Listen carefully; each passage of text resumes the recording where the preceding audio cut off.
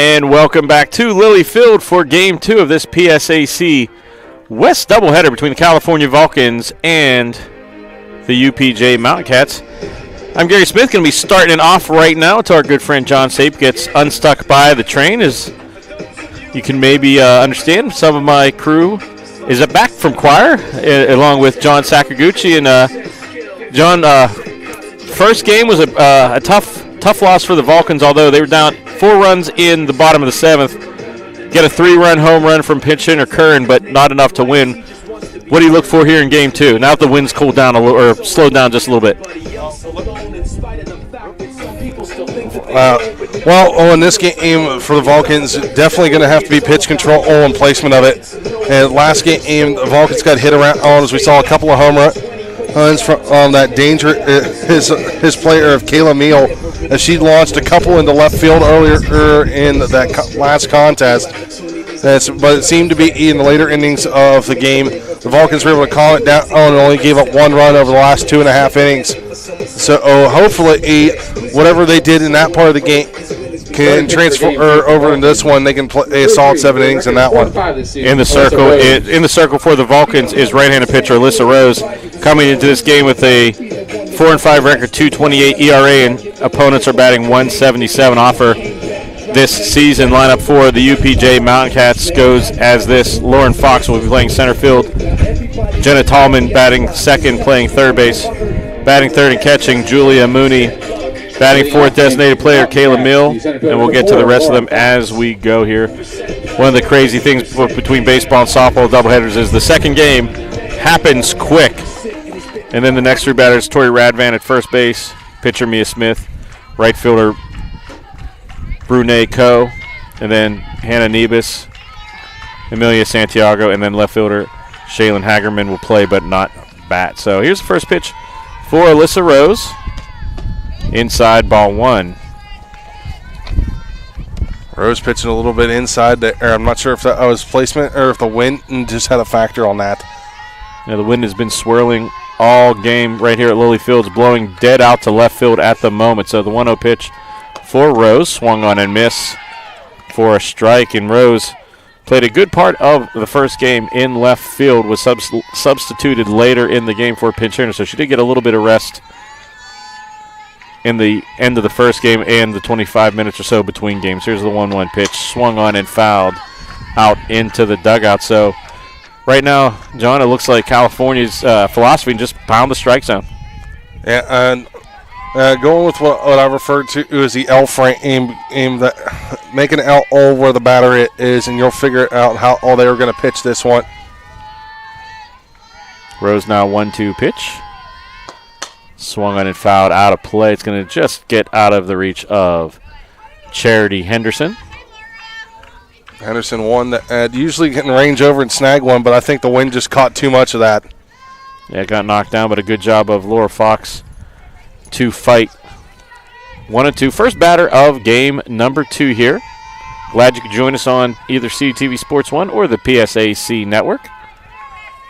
Got a good crew here today for this Vulcan softball doubleheader. The 1-2 pitch, swung on and slapped into left field for a base hit. That's going to get to the wall, and Fox is going to get extra bases. She motors to second and will pull up with a lead-off double. And, John, we saw the dryness in the outfield. That ball hit like a trampoline and scooted its way to the left field fence. Yeah, that definitely has a factor. And that ball had a little extra zip on it, so I think that might have helped out as well. Oh, not so much with the wind. So that'll bring up third baseman Jenna Tallman. She is a freshman for the Mountain Cats. She started and played third base in game 1, so she will step in. So UPJ trying to pick up where they left off in game 1 of this doubleheader.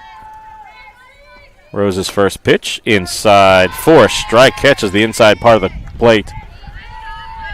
And if you're new to softball or PSAC baseball or softball or doubleheaders in general, typically 2 umpires, and they will rotate. So the umpire behind the plate was in the field in game 1, and the umpire in the field right now was behind the plate. There's the 0-1 pitch, inside for a ball. So it looks like, John, that they're really trying to work the inside part of the plate for the leadoff batters for UPJ.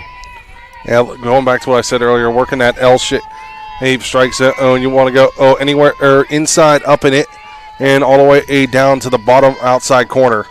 There's the pitch swung on a foul tip, and that had some heat as it bounces in the backstop right ahead of us. So once again, a 1-2 count for the batter. Some numbers again on Alyssa Rose. She's 4-5 on the year, 2.28 ERA, 16 appearances. This is her 7th start. She's gone complete in 4 of them. It's pitched 55.1 innings in the game so far. 48 strikeouts and 29 walks. And there's a ball in the dirt, trying to make her fish. So a little less than a strikeout an inning for Alyssa Rhodes, the junior right-handed pitcher, wearing the double threes for the California Vulcans. 2-2's count, runner on second. Here's the pitch. Slap down the right field line. That's going to be in foul. Henderson makes a play on it. And sometimes, Johnny, it's a fortuitous play because if Henderson makes a catch, then the runner's probably going to have an easy tag up to go to third. So at the very least, you keep a runner. It's a strike, no harm, no foul, and the runner does not advance. Yeah, I think that one was just out of the range of Henderson. But you also have to watch because Charity does have that cannon from right field. Oh, and I've watched her throw it on a dead rope to third. Here's the 2-2 pitch for Rose in the dirt. Good job of Postler, the backstop, keeping that from going to the backstop, and that runs the count 2 full. Second batter here, game 2 of the doubleheader between the California Vulcans and the UPJ Mountain Cats. This is the 4th game of the season between the two. UPJ has won 2 of the first 3 in the series. Here's the payoff pitch, swung on and a dead ball as it's going to, not sure, John, if it hit the plate. No, it hit definitely hit the left ankle of Jenna Tallman the way she's walking it off. Yeah, it sounds like it caught a piece of her and the plate, so they're going to rule that one dead. Wish we had our friend Braxton up here for a ruling. Here's the payoff pitch once again, 3-2, nobody out, and that's going to be in the dirt, ball 4. So first 2 batters reach base for the Mountain Cats, and that'll bring up the number 3 hitter, Julia Mooney, the sophomore catcher for UPJ. And Johnny, she had an active first game, but this is not the start you want. If California giving up 8 runs in the first game, you do not want to give UPJ any hope. UPJ coming into this game last in the PSAC West. Yeah, 2 for 4 and a walk. Scored twice last contest. Don't want to give her any kind of momentum. Here's the first pitch in the dirt. Inside, ball 1.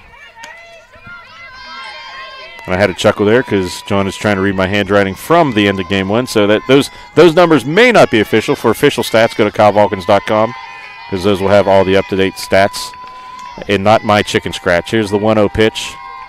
Swung on and off the wrists into the netting. And Johnny, I know you and I have both played baseball. That is not a good feeling on the hands when it comes off the top of the grip. No, just ends up straight. Like, what is it? It was like 1,000 steely little knives stabbing you in the hand. 1-1 pitch now for Alyssa Rose. Pitch fouled off and be back over our heads. And once again, third straight batter, Alyssa Rose will have a 1-2 advantage, but hopefully the result is a little bit different for the Vulcan Hurlers. The first 2 batters have reached base. Beautiful day here at Lilly Field, about 65 degrees. Wind is blowing, feels a little cooler than that. Here's the pitch, foul tip right at us. And nothing changes. And the last 2 pitches look like they were trying to work Mooney outside. So the sophomore, fairly young roster for UPJ. See a senior freshman, sophomore, a couple juniors, a few more freshmen, and another sophomore in the mix. So very young Mountain Cats squad. Here's the 1-2 pitch. Posser tried to frame it up and misses low and outside. From my angle, didn't miss by much. Yeah, Posser tried everything. It might have just been a little bit too much in that left-handed batter's box. So evens the count at 2-2. 2 runners on, nobody out here, top of the first. From Rose, I'm going up and in on this one.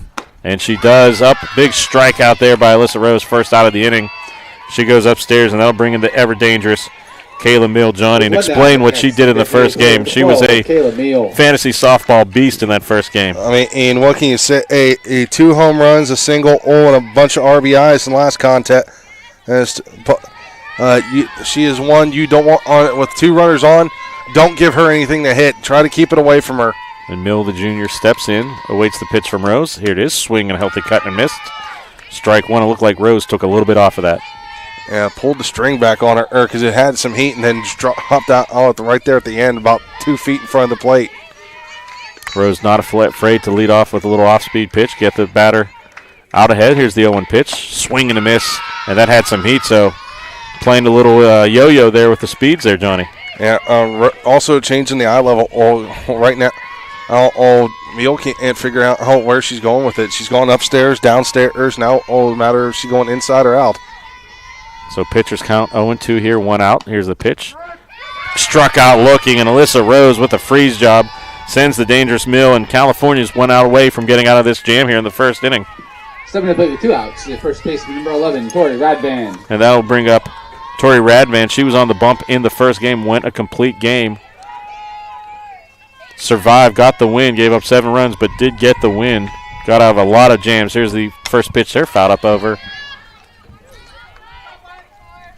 And that's the sign of a fighter, Johnny, because she gave up 7 runs, gave up a lot of hits and a couple errors, but was able to get the outs and bear down when she needed to. That's we were between Sape and I. We were checking in on the game in class. Don't recommend doing that, but we wanted to know what was going on. And it seemed to be some point in time on the 5th inning, the Vulcans started figuring out Radvan and was starting to hit her around a little bit. And that led to a 3-run homer that almost brought the Vulcans back in the bottom of the 7th, but the last Radvan got out of that jam. 1-1's a count, 2-1. Fouled back right at us, 1-2. So Alyssa Rose 1 pitch from getting out of this jam here in the top of the first inning. So you have Fox in second, Tallman at third. Mooney and Meal both struck out. Radman, the 5th batter in the inning. And that gets her out of the inning. So Alyssa Rose, after giving up 2 base runners to start the inning, strikes out the side, and UPJ, despite threatening, will go quietly into the bottom of the first. So after half inning, California and UPJ 0-0. And Johnny, what lineup does Coach Rick Bertinoli bring out for the Vulcans here in Game 2? Pretty similar to what we saw in the last one. And so leading off, playing center field, number 12, Kaylee Rister. Number 4, the second baseman, and Carlina Ferrelli. Batting third, playing the designated player, number 18, Brittany Wilson. Batting fifth at the shortstop, Caitlin Ochtemeyer. First baseman and number 10, and Maddie Lester will be in the 5 spot. Number 6, right fielder Charity Henderson. Batting 7th, wearing number 33, Alyssa Rose, who's batting 8th and catching number 31, Shayna Postler. Batting 9th and playing third base will be number 55, Michaela Schossler, and number 9 in left fielder Alyssa Herbst will not be batting in this game. And in the circle for the Mountain Cats will be number 23, freshman Mia Smith. On the season, she is 5-8 for the Mountain Cats. Again, we mentioned briefly in the top of the first inning that UPJ came into this doubleheader last in the PSAC West, but has taken 2 of the first 3 games between the California Vulcans and the Mountain Cats. California about the middle of the pack right now. And this is the point of the season, Johnny. You got the turnaround. Everyone's played everybody once. You got to make some moves if you want to make some noise and get into the PSAC playoffs. And the Vulcans don't have an easy road ahead, especially considering most of these games are on the road going forward. I think we have 1 more homestand between now and the end of the season. Yeah, I believe you're correct. I think California after today will be on the road for a little bit, but then they have, I think, 3 games in a row here at Lilly Field towards the end of the season. Is always good at CalVulcans.com because with the spring schedule, weather necessitates changes all the time. Stepping into the batter's box will be center fielder Kaylee Rister coming into this contest, batting .256, 1 home run and 7 RBIs. Here's the first pitch high, and I wasn't gonna say it, Johnny, but you ducked a little bit. It goes off the catcher's mitten, would have been right in our lap had there not been the netting, but ball 1 as Rister just watches that go. Rister wide stance for the sophomore. Has that wide open stance. Nice pitch on the outside, frames it up good, evens the count at 1-1. Rister has played in 31 games, has started 30 of them. between being in the field and in the circle for Coach Rick Bertinoli. Longtime Coach Rick Bertinoli. Pitch is high and outside. Ball 3 on deck for the Vulcans will be Carla Fiorelli, and Brittany Wilson will be behind her. So Calfornia, see if sometimes fighting off the ropes will wake up the bats a little bit. Here's the pitch. Swing. Healthy cut taken and missed. So Rister falls behind 1-2 for the Vulcans. Rister's also scored 21 runs in the season on 23 hits. And that will set her down. A nice pitch on the outside. So 1 up, 1 down. Mia Smith sends down Kaylee Rister, and coming into the box will be second baseman Carlina Fiorelli. 327 average coming into this game. She has started and played in all 31 games for the Vulcans, has no home runs and 8 RBIs. Here's the pitch. Johnny, not only is Fiorelli a dangerous batter coming out of the left-handed batter's box, she is a merchant with that glove out there. Yeah, she is not afraid to get down and dirty. We've seen her make a highlight reel play after highlight reel play. Fiorelli now stepping in. Ahead in the count, 2-0. 1 out here in the bottom of the first. Here's the pitch. Good frame job, but nothing doing. This game starting a little later than 4:30. Had a couple long innings there, but not too far off where we normally would be at this time of day here on a Tuesday. Count is 3-0. Fiorelli, hitter's count. Misses outside, and that'll put Fiorelli and some speed on first base for the Vulcans. And that will bring up designated player Brittany Wilson, the junior. 348 average. She has started and played all 31 games. Number 18, Brittany Wilson. No home runs, 12 RBIs, but is slugging at a 446 clip. Interesting, she only has 4 walks, Johnny, so she will swing the bat. Ball 1. Over at first. Fiorelli has 3 steals on 3 attempts, so she has speed, but not really. Probably going to be put in motion here. Here's the 1-0. Swing and a miss. That's a good comeback pitch for Mia Smith there, Johnny. Yeah, Smith, who's already thrown a lot of pitches in this inning, and he's going to try to find some way to get another out here. Here's the 1-1. Ball in the dirt. 2-1. Good job by Mooney, the catcher, once again to block that. Unsung is a very generous word for the catcher because they have to spend a lot of time keeping balls from bouncing to the backstop and keeping runners from advancing. Here's the pitch. There's a strike, 2-2. And we've seen a couple times in this game with runners on both catchers, or not in this game, but in this day, keeping runners from advancing with just keeping balls in front of them. 2-2, 1 out. Wilson. Swing and a miss, strike 3, Mia Smith. So, Johnny, we've had 5 outs in this game, and all 5 have been by way of the K. With 2 down now batting the it's number 5, Caitlin Ochtermeyer. Starting off to look like a pitcher's duel to begin with. And Caitlin Ochtermeyer, who spells her name with a K, will look to put one in play here with 2 outs. Here's the first pitch, outside, ball 1. And I'm calling it, Johnny, we've had 5 strikeouts here in the game. Caitlin with the K. Ochtermeyer is going to put one over the left field fence here to give the Vulcans a lead. Mark it down. You can write it in pen in your book. I'll hold you to that one. And there's a strike. Nice pitch on the outside part of the plate. Wouldn't be the first time we've seen Ochtermeyer do it. That'd be, I believe, second or third one we've seen this season up here. Ochtermeyer still batting over 400. Had a rough game 1. She went into game 1 batting 420. Now she's at 407. 2 home runs, 26 RBIs. Here's the pitch. Swing and a miss outside.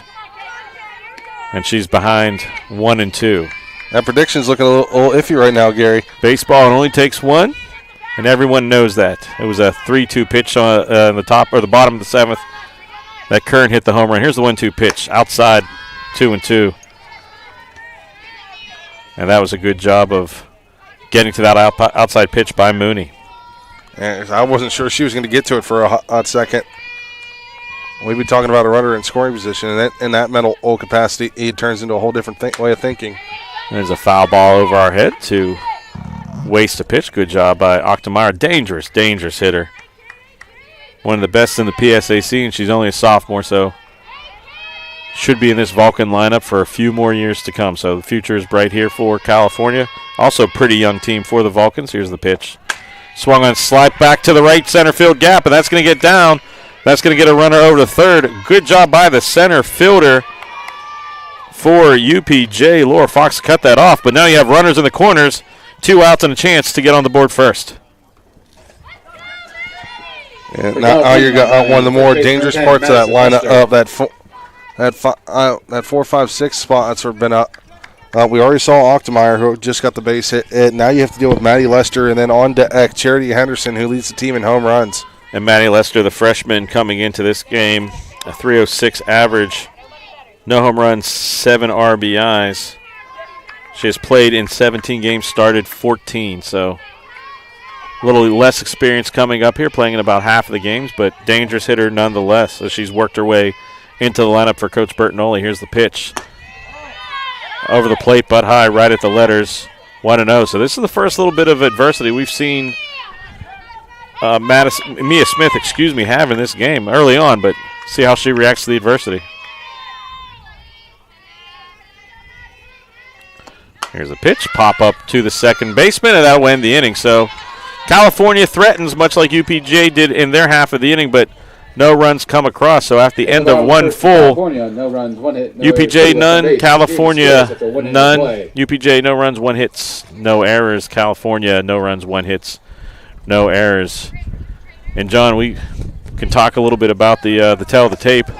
One of the things that stood out to me when I was looking at them earlier is the difference in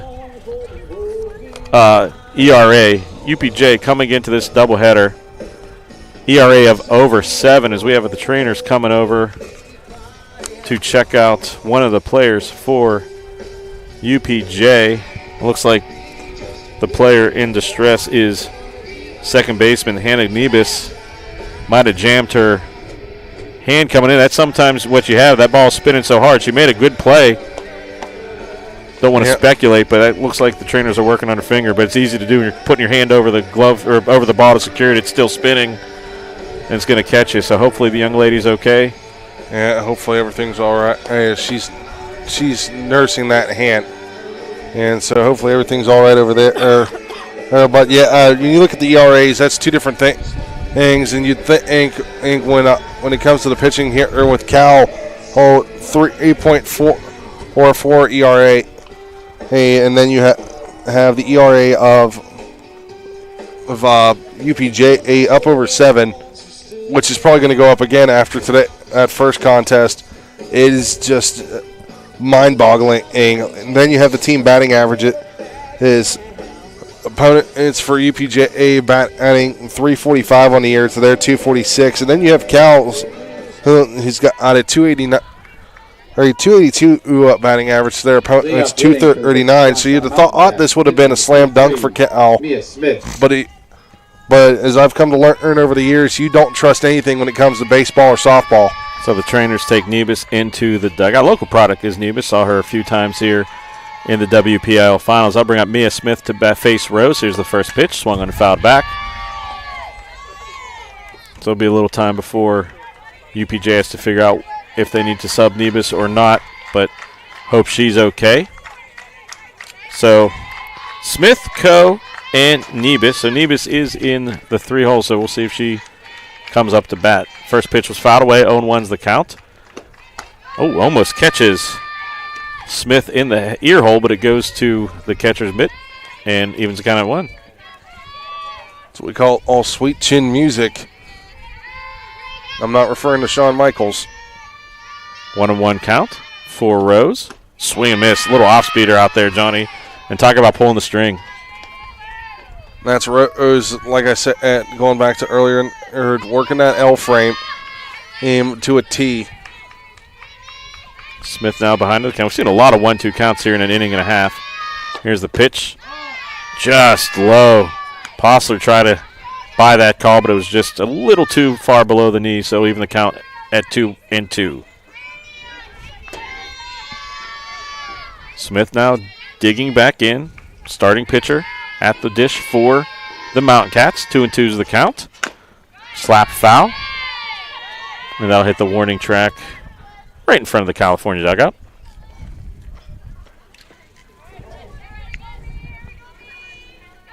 As I heard footsteps behind us, Johnny, you never know what's happening here at Lilly Field. There's dogs and people and bears and oh my, who knows what's going to be around. 2-2. Here's the pitch. Pop up to the right side, going back and making the catch will be the second baseman, Carlina Fiorelli. That's a good job of communicating between the right fielder and the second baseman because Charity Henderson was coming in on a full sprint. Last 2 outs we've had have gone over her the second. Right field, number 2, Brene Coe. And that'll bring up the right fielder, Brene Coe, the freshman for UPJ. She did not appear in game 1. And she is a freshman. Big, healthy cut.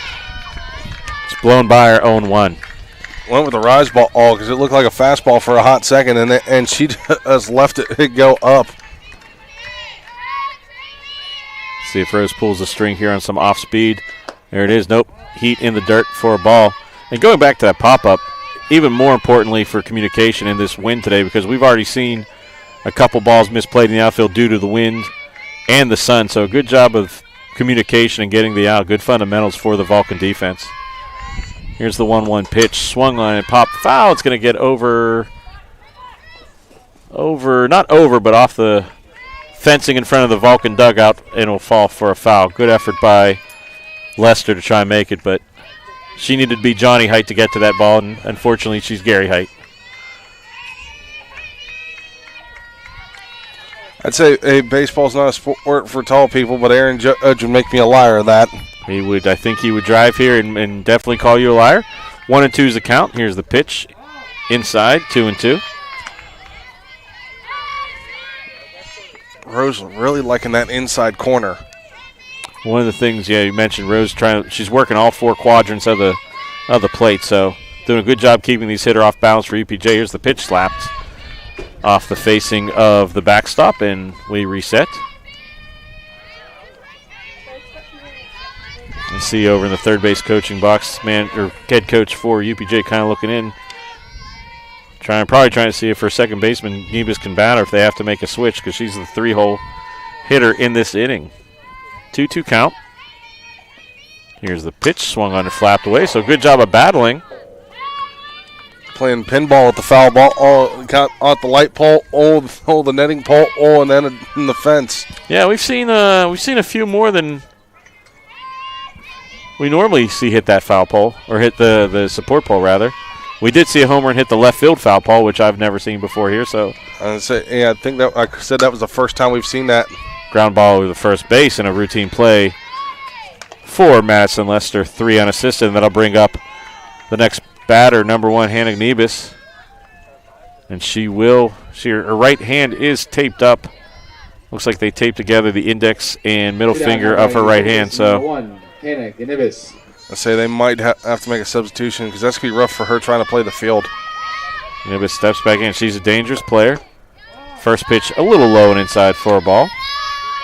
So 2 outs, so I missed an out somewhere. But everyone else caught it, so we're good. Nebus stepping back in. Rose trying to work 1-2-3 here. Pitch inside corner, catches it, and that's a strike, 1-1.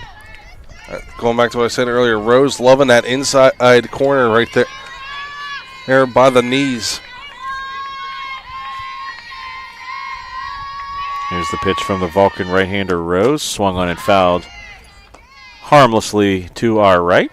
And once again, Johnny, I'm not sure, but I think every batter in this game has had a 1-2 count. Maybe one has not, but we've seen a lot of 1-2 counts early on. I think you might be right, Gary, on this one.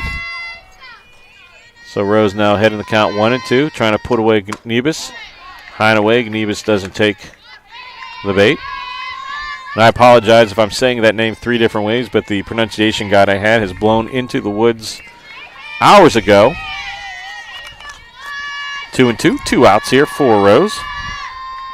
Sets the pitch in the dirt, low and inside, ball 3. So Canibus, with her hand taped, looks down at it, has worked back to a full count, has a chance to get on base, and she has some speed, so Calfornia not out of this inning yet. Rose looking in. Here's the payoff pitch, swung on and fouled back to the on-deck circle, picked up harmlessly by Santiago.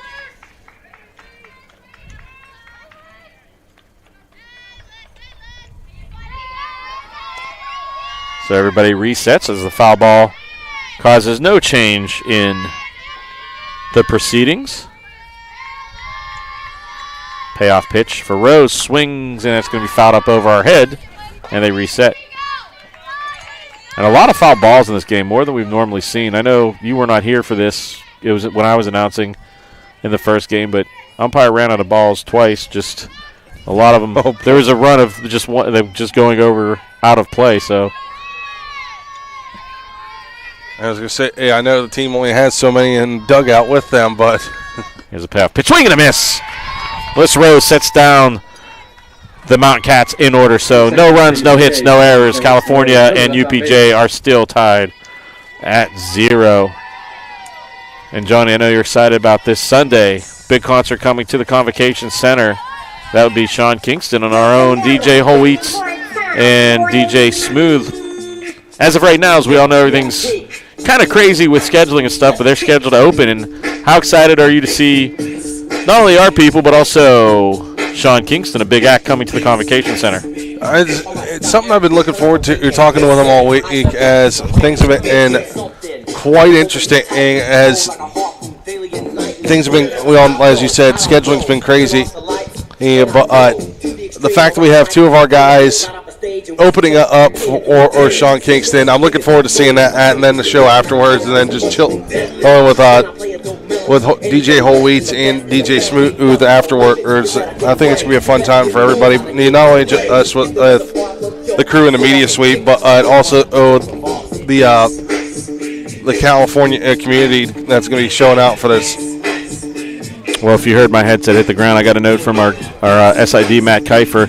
47 pitches for Alyssa Rose in the first 2 innings. So that's a lot of work. Now, the good thing is softball pitchers can pitch a lot, but that's a lot of pitches, especially after playing in the field in the first game, which is also not uncommon, but just something to keep an eye on. So coming up to bat for the Vulcans will be right fielder Charity Henderson, followed by Rose and Postler. Henderson coming into this game, the junior, is batting .341.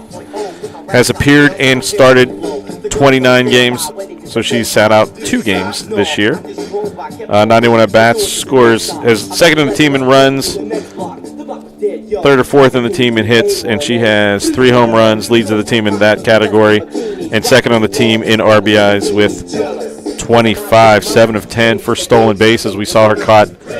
Technically, she was caught stealing once. She had a successful steal in game 1, but in her standing back up, she got tagged out. So not sure if that would count as a caught stealing. There's a little delay here, as I believe UPJ is just checking the hand and seeing if Canibus can play. I can't tell if she's out there or not. I don't see her out there, and I see the trainers walking in out with out of the. So she will come back in. She is taped up. And again, she has 2 fingers taped together as the second baseman. That is going to be something to monitor. I don't think it's going to be too much of an issue going from a routine play, but if she has to cut the ball and throw to either third or the plate, that's something to watch. So, but good to see that she's at least back in the game. So, tough player is Nebus, and Charity Henderson, a tough player in her own right, as the wind kicks up the dust here at Lilly Field. We'll step in. First batter of the bottom of the second. Here's the pitch. Big, healthy cut, swung and miss. Charity Henderson was not going to be sold short on that swing, Johnny. No, and Henderson's somebody we've seen in the last game where she tore the cover off the ball, first pitch swinging last time, was going for it. If she made contact with that, whoever's in center field, look out. There's another healthy cut. And so power versus power. Smith, high fastballs back-to-back. 0-2 is the count. Rose is in the on-deck circle, and behind her is Shayna Postler. Smith looking in at the sign, 0-2 pitch. High ball 1, 1-2 count once again.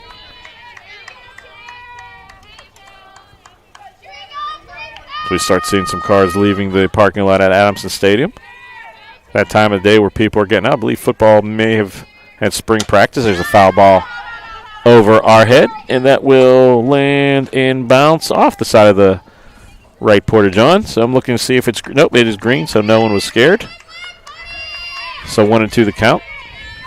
Henderson stepping back in. Wind has shifted, blowing out to right field, maybe even blowing in a tad on this swirling day. Here's the pitch. High. I tell you what, Henderson, Johnny, looked like she wanted to uppercut that swing into next year. Yeah, she was charging back on that one, but had the awareness to hold back. Henderson out, 2-2 pitch. No outs here. Swung on, fouled back to us. And as I look to the left, we have puppy number 5. I believe that is a... It's like a German Shepherd. That is a German Shepherd puppy who has seen something he or she doesn't like in the woods, and now she calms down. So always good to see the puppy dogs here at beautiful Lilly Field. 2-2 is the count. Of course, still waiting for Super Dog Sally to be here. Off-speed pitch outside, 3-2. So Henderson was behind 0-2, has fought back to a full count. Patient hitting for the Vulcans. And here's a 3-2 pitch, swung on, fouled away towards the Dogs. And Johnny's living in fear because he can't remember if he put beef jerky in his right pocket or not. So we might see our good friend Johnny Sakaguchi running out of here, being chased by 2 or 3 puppies here in a matter of minutes. Well, it's probably a good thing I didn't bring my sister's dog Peanut down on as he is on vacation up the mountains this week. And there's a shot deep to left field. Henderson, if it stays fair, it's gone. And no, it's not gone. It is fair. So that just shows the wind is earlier today, Johnny. That ball would have been out, but it just kind of died. Yeah, now it'll be out number 1, and they ranged over on that play. Hey, I thought we were about to see a back-to-back tags on that foul pole. I would have bet money that if it wasn't a home run, it would have been a foul over the fence, but that ball just hung up, so it shows you that wind is a factor. As she tagged that ball, that brings Alyssa Rose to the plate. She falls behind 0-1 on the season. Rose batting .317. Has started 20 of the 21 games she's appeared in, no home runs and 6 RBIs. For the Vulcan hurler here in Game 2, second pitch is outside, ball 2.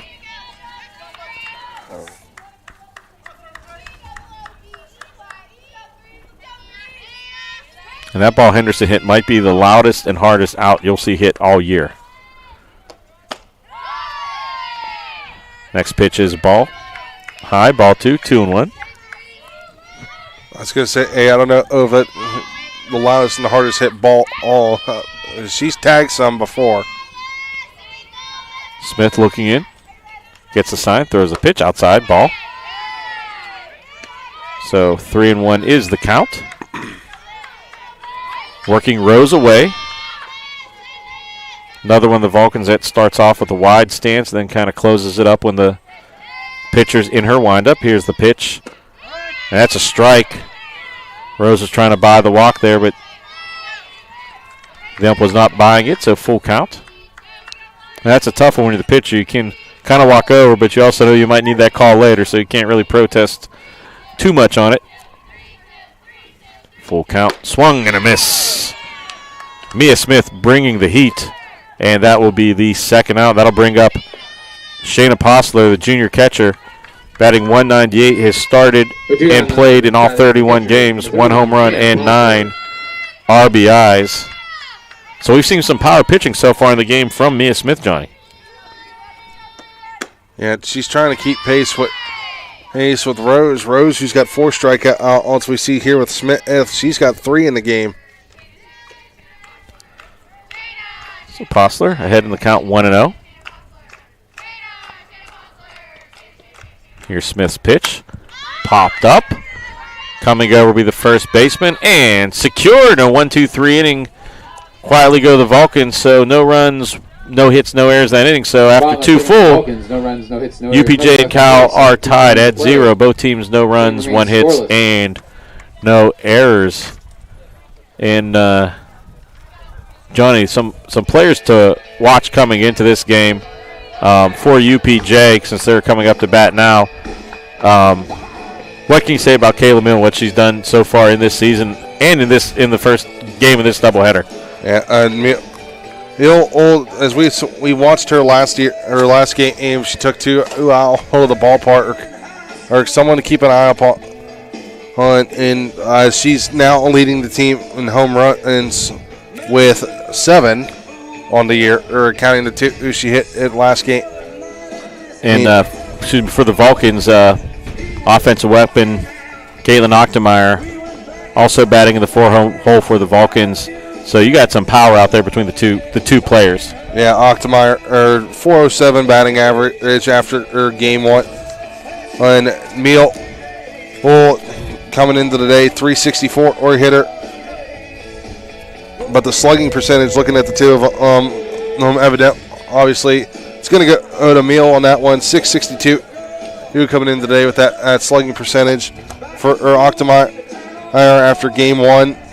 She's slugging about 615, so pretty even in that department, but just a little more pop in the bat from Meal. Well, in Ochtemeyer, she came into this game batting 420, and she's only batting 407 right now. So, that's a special player that you can say, oh, well, she had a rough first game, but she's still batting over 400. So she's going to be a special type player for the Vulcans. Now at the bat for UPJ, number 9 hitter, Amelia Santiago, and she had a couple doubles in game 1. So danger at the bottom of the order for the Mountain Cats. First pitch catches the inside part of the plate for a strike.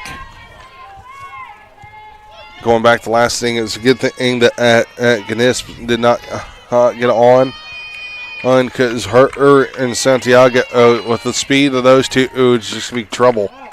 Ball inside. Pitch caused Santiago to jump a little bit out of the batter's box. Rose now in her 3rd inning of work. Pitch low. Oof. Posser tried to buy that call, but Blue was not having it. That'll be a 3-1 count now in favor of Santiago.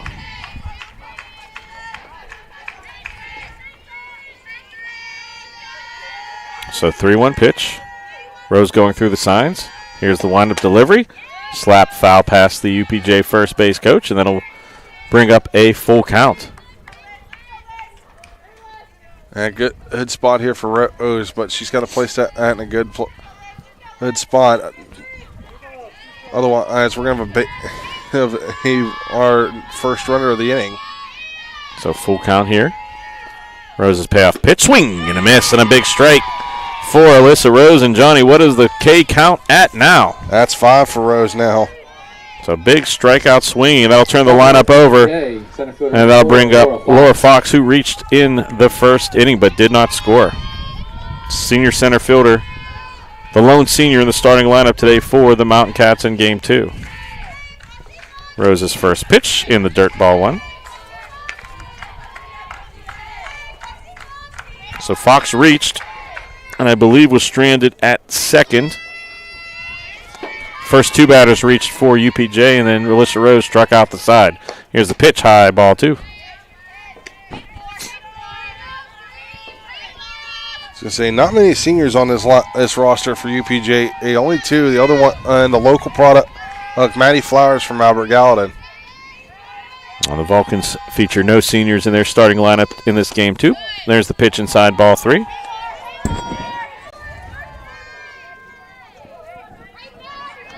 Izzy Farmer and Kira Hillhouse are the lone seniors on the Vulcan run, and Mackenzie Carson, So 3 seniors for the Vulcans, none of them in the starting lineup here in Game 2. 3-0 pitch for Rose. Swing and a miss. Took a little something off of that, and Fox unable to catch up. I think she might have been in between taking it and taking that 3-0 free swing. 3-1 pitch now for Rose. Swing and fouled right back at Johnny. Believe you might have caught that had it gotten through the netting. It would have hit your hand. Whether you caught it or not, Two different things, but it would have hit your hand. Definitely would have got my hand for sure. Frankenstein catch is the question of the day. And here's the full count for Alyssa Rose against Laura Fox. Wind up pitch and in the dirt. So Fox will reach for her second time today. And I believe she reached on a walk, or was she the lone base hit? She was the lone base hit for Jenna Tallman. Well, that'll bring up Jenna Tallman, who also reached. That was the only other walk that we've seen in this game so far. So the top of the order, on-base machines here for UPJ right now. No outs here, one out. First pitch was a strike. Laura Fox went back to first as Posler got out of her crouch and looked like she was going to gun it down to Lester at first. I'm honestly surprised they haven't tried to pick off this game. There's a high pitch ball one. It's so risky because if you throw it down and it's not a clean play, you could easily have a runner go to third with that speed. So want to keep them close, but I don't think you want to throw down unless you really need to. 1-1. Swing and a miss. Rose with the high cheese, which will be one of the ingredients on my dinner tonight. Multiple cheeses on multiple burger patties. We'll give you a preview. 1-2 is the count. Here's the pitch. Swing. Shot into left field. Base hit. So just like the script in the first inning, the top two batters reach. There is an out in the inning, but Jenna Tallman gets the second base hit of the game for the Mountain Cats, and that'll bring up Julia Mooney. Now batting the catcher, number 20, Julia Mooney. And Johnny, that ball wasn't hit especially hard, but it was one of those seeing eye laser beams just between. It was the old number 6.5 hole or 5.5 hole for Tony Gwynn. Yeah, whoever says the ball doesn't have eyes, I think they're wrong. They're going to check to see if that was a swing, and it was. Umpire checks, was in fact a check swing, so 0-1 to the count. Calfornia trying to get a repeat of the first inning despite getting two of the Mountain Cats on. They were able to get out of the inning. This time you got two runners on with one out while Mooney's up. Swing, not a swing, pitch. 1-1. Last time, this is where we saw all Rose just go on that strikeout streak and went 1-2-3 on the K's.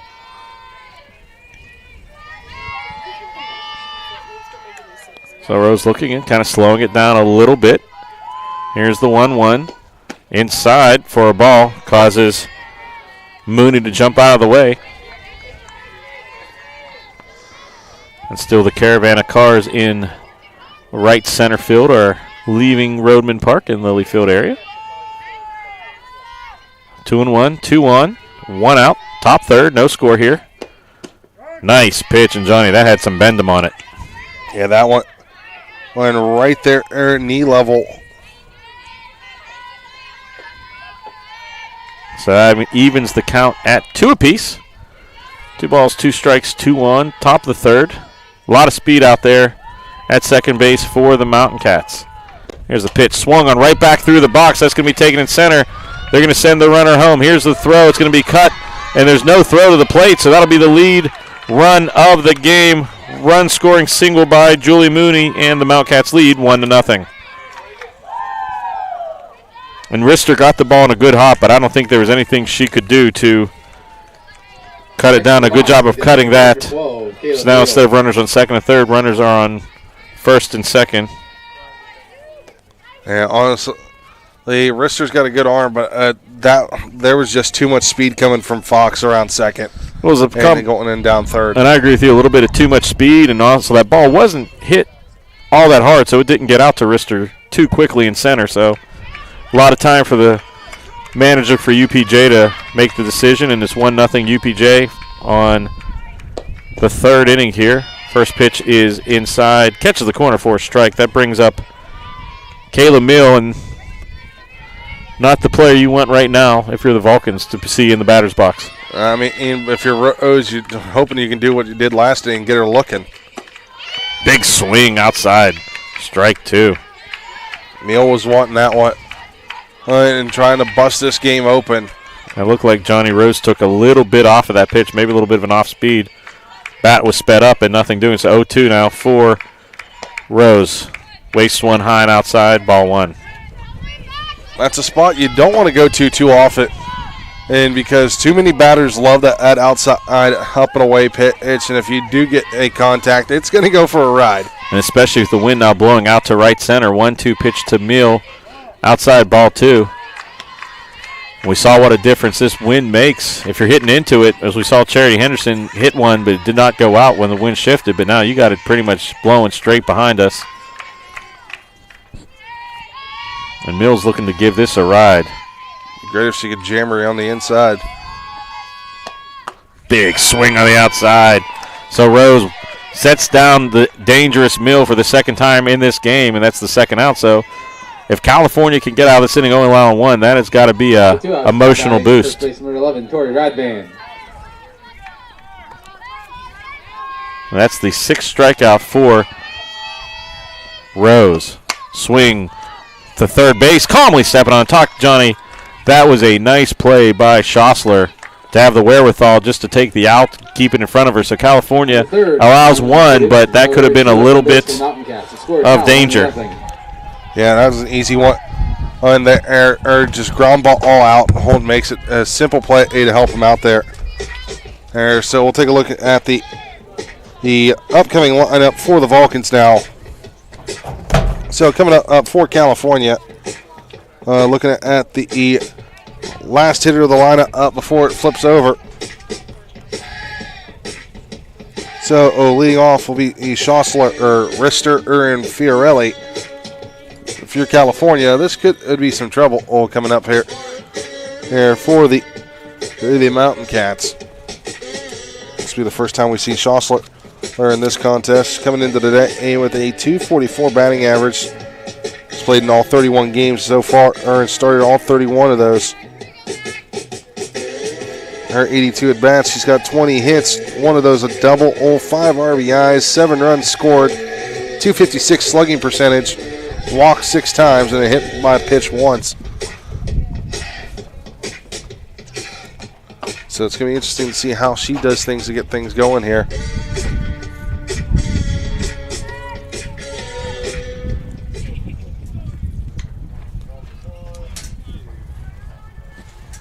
So we get ready to get back underway. Third, leading off for the Vulcans, the third baseman, number 55, Michaela Slosher. Slosher getting ready to lead off here.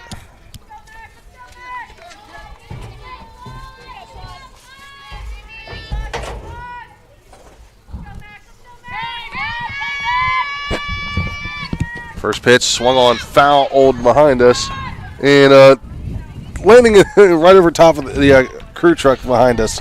And I'm back, Johnny. I went to get my windbreaker, and then I saw there were no lines at the Porta-John, so I said, you know what, we're gonna test you and see how you would do. And I think you passed with flying colors. So 0-1 count to Slosser. High cheese, and that's a strike.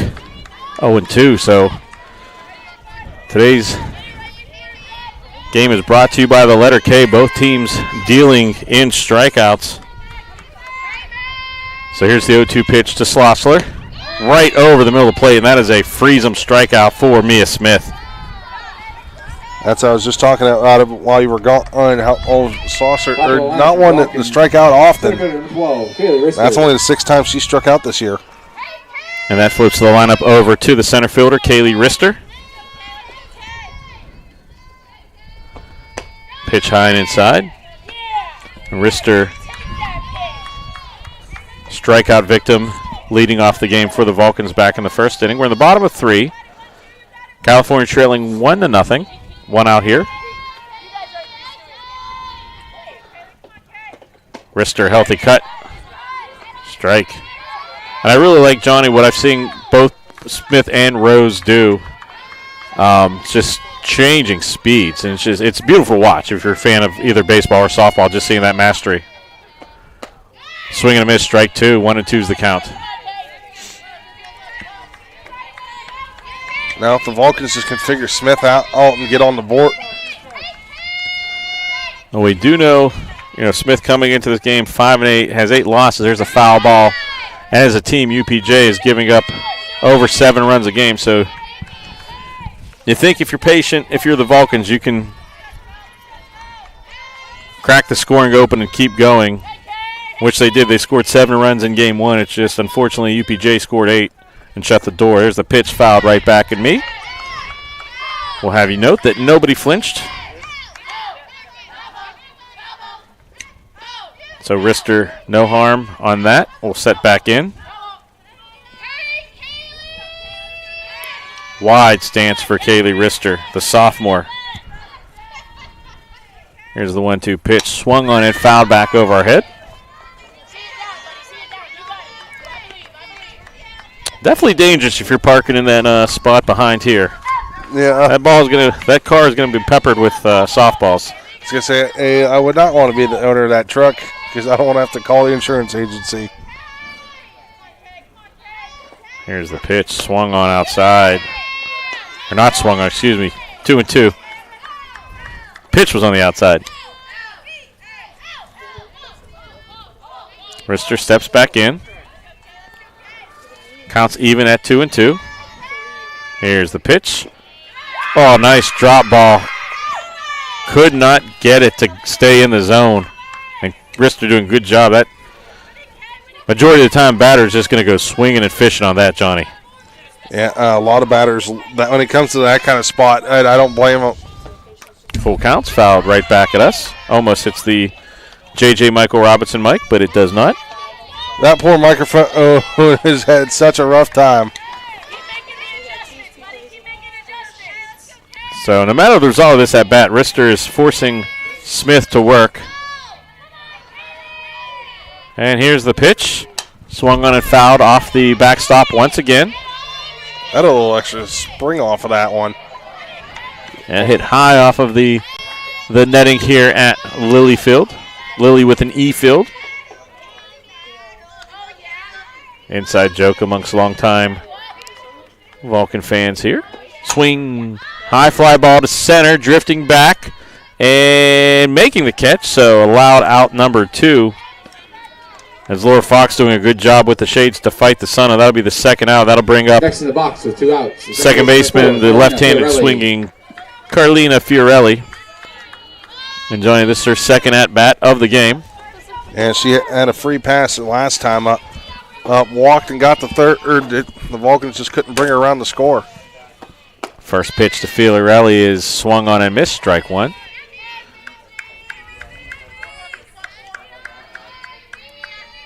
And Rister did not miss that pitch by much from getting it out of here. Here's the pitch.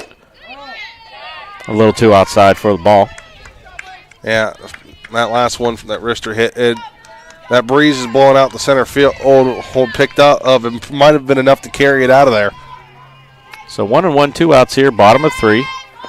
Swung on and fouled out of play towards the visiting bullpen here at Lilly Field. Bounces off.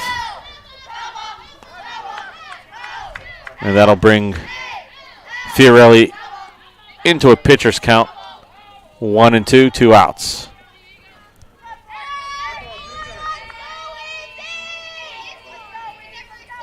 One and 2. Smith looking at her wristband for the pitch. There's a swing. Another one down the left field line, curving foul. And one of the unusual quirks here at Lilly Field is, depending on where you see, you can't see all the way into the corners. When they rebuilt the dugouts, they are massive, massive structures. You can see all the fair territory, you just can't see quite into the corners.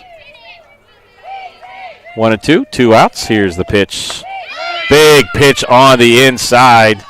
Froze Fiorelli, and the Vulcans go down without scoring. So after 3 full, UPJ leads Calfornia 1-0. UPJ 1 run, 3 hits, 0 errors, and Calfornia no runs, 1 hit, no errors. And if you were listening to both games of this doubleheader, you know that most of my crew had to go to choir. Johnny, you're in the choir, and there's a concert this Thursday. Why don't you talk about what's going to happen on Thursday at 7 in the the chapel in Old Main Hall. What are you guys performing? So only one piece this year, but there's eight movements in this one.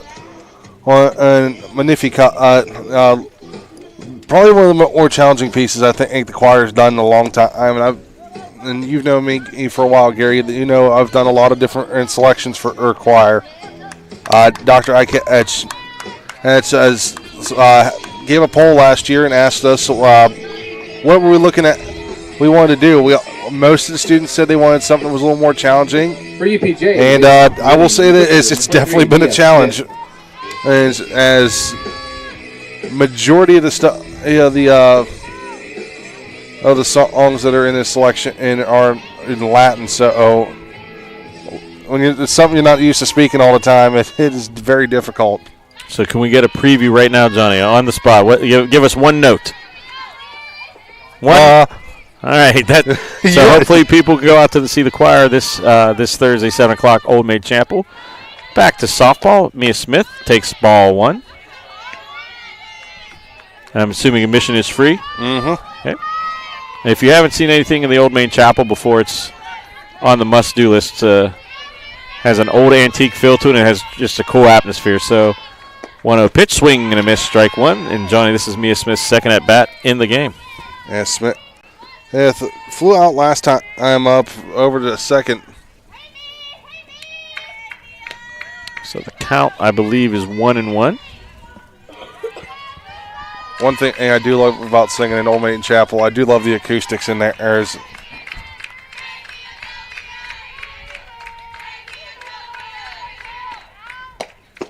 here's the pitch. 1-2 is the count. And, Johnny, some people would say you've been at Cal so long, whenever Old Main Chapel was built, it was called New Main. So wouldn't it have just been Main Chapel? It might have just been Main. So 1-2 is the count. Here's the pitch in the dirt. Evens the count at 2-2. Coach, when I was coaching Abigail, we said she was bowling that one in. And the old trying to get the batter to fish. So that evens the count at 2-2. Mia Smith, the 6th batter for UPJ in this lineup. Here's a swing, fouled, out of play into the coaching box.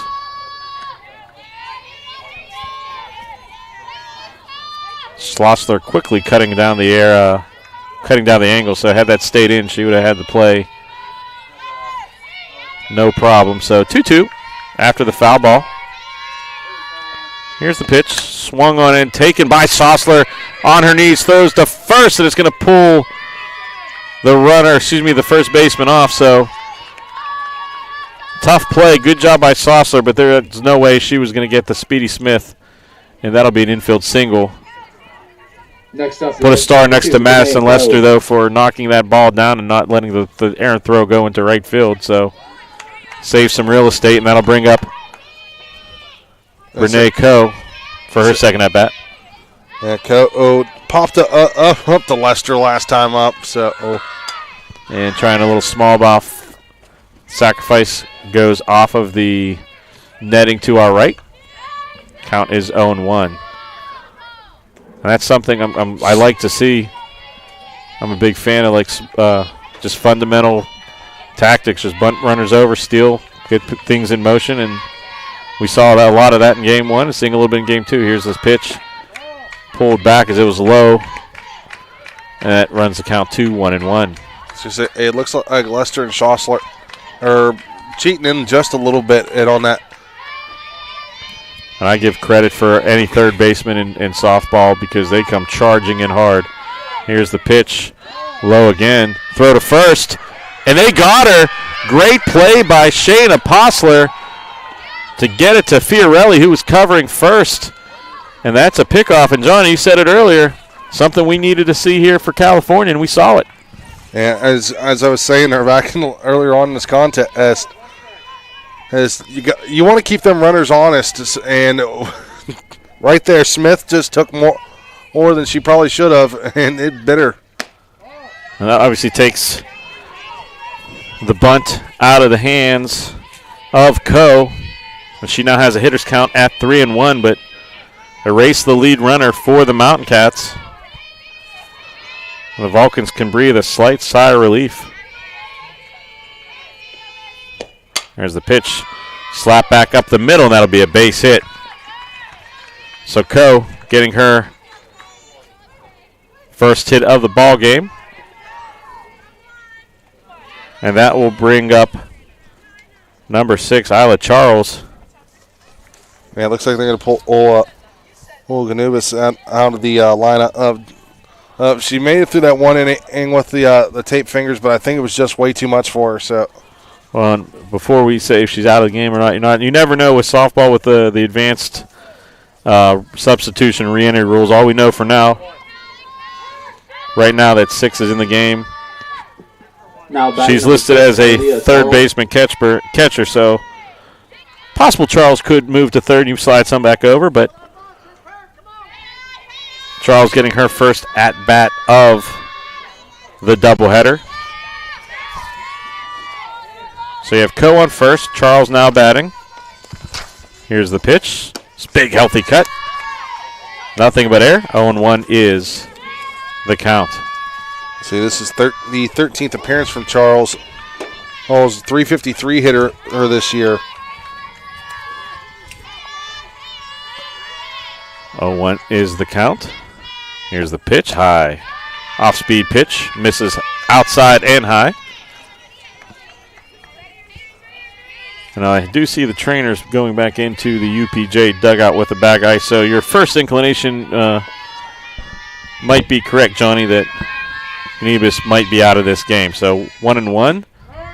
Nice pitch on the inside part of the plate. Charles looks back in, but that is a call that has gone both ways in this game. Very good strike zone by both of these umpires. Very consistent and keeping order very, very well in this game. Count goes to 1-2. Ball high and outside. Evens the count at 2 apiece. Rose trying to get at that rise ball in there. One thing I did notice about Aunt Charles' helmet and amongst a lot of the other ones, she does not wear that face mask. That's a good call. A lot of these players will wear the face mask, and I don't blame them. There's a healthy cut. Strike 3. Was waiting to see if there was a foul tip there, but that is another strikeout for Alyssa Rose. Making that number 7. Now batting number 15, Amelia Santiago. And that'll bring up Amelia Santiago.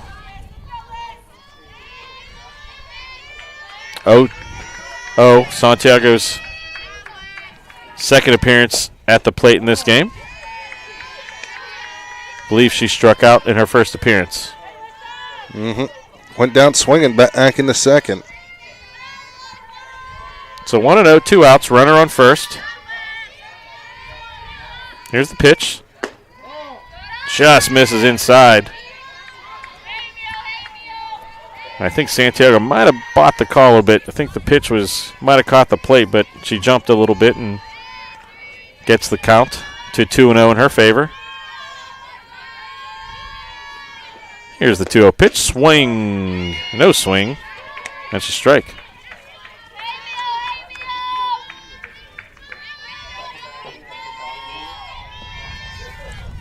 Talked about the 1-2 counts. Now we're getting a bunch of 2-1 counts here. And here's the 2-1 pitch from Rose. Swung on and slapped off the screen in front of the Vulcan dugout. Evens the count at 2 apiece. 2 balls, 2 strikes, 2 outs.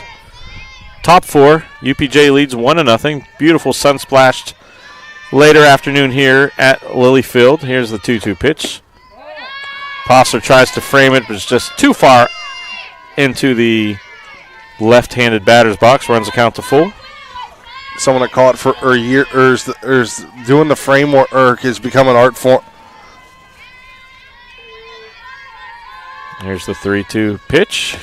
Swing and a miss. And make that 8 strikeouts for Rose.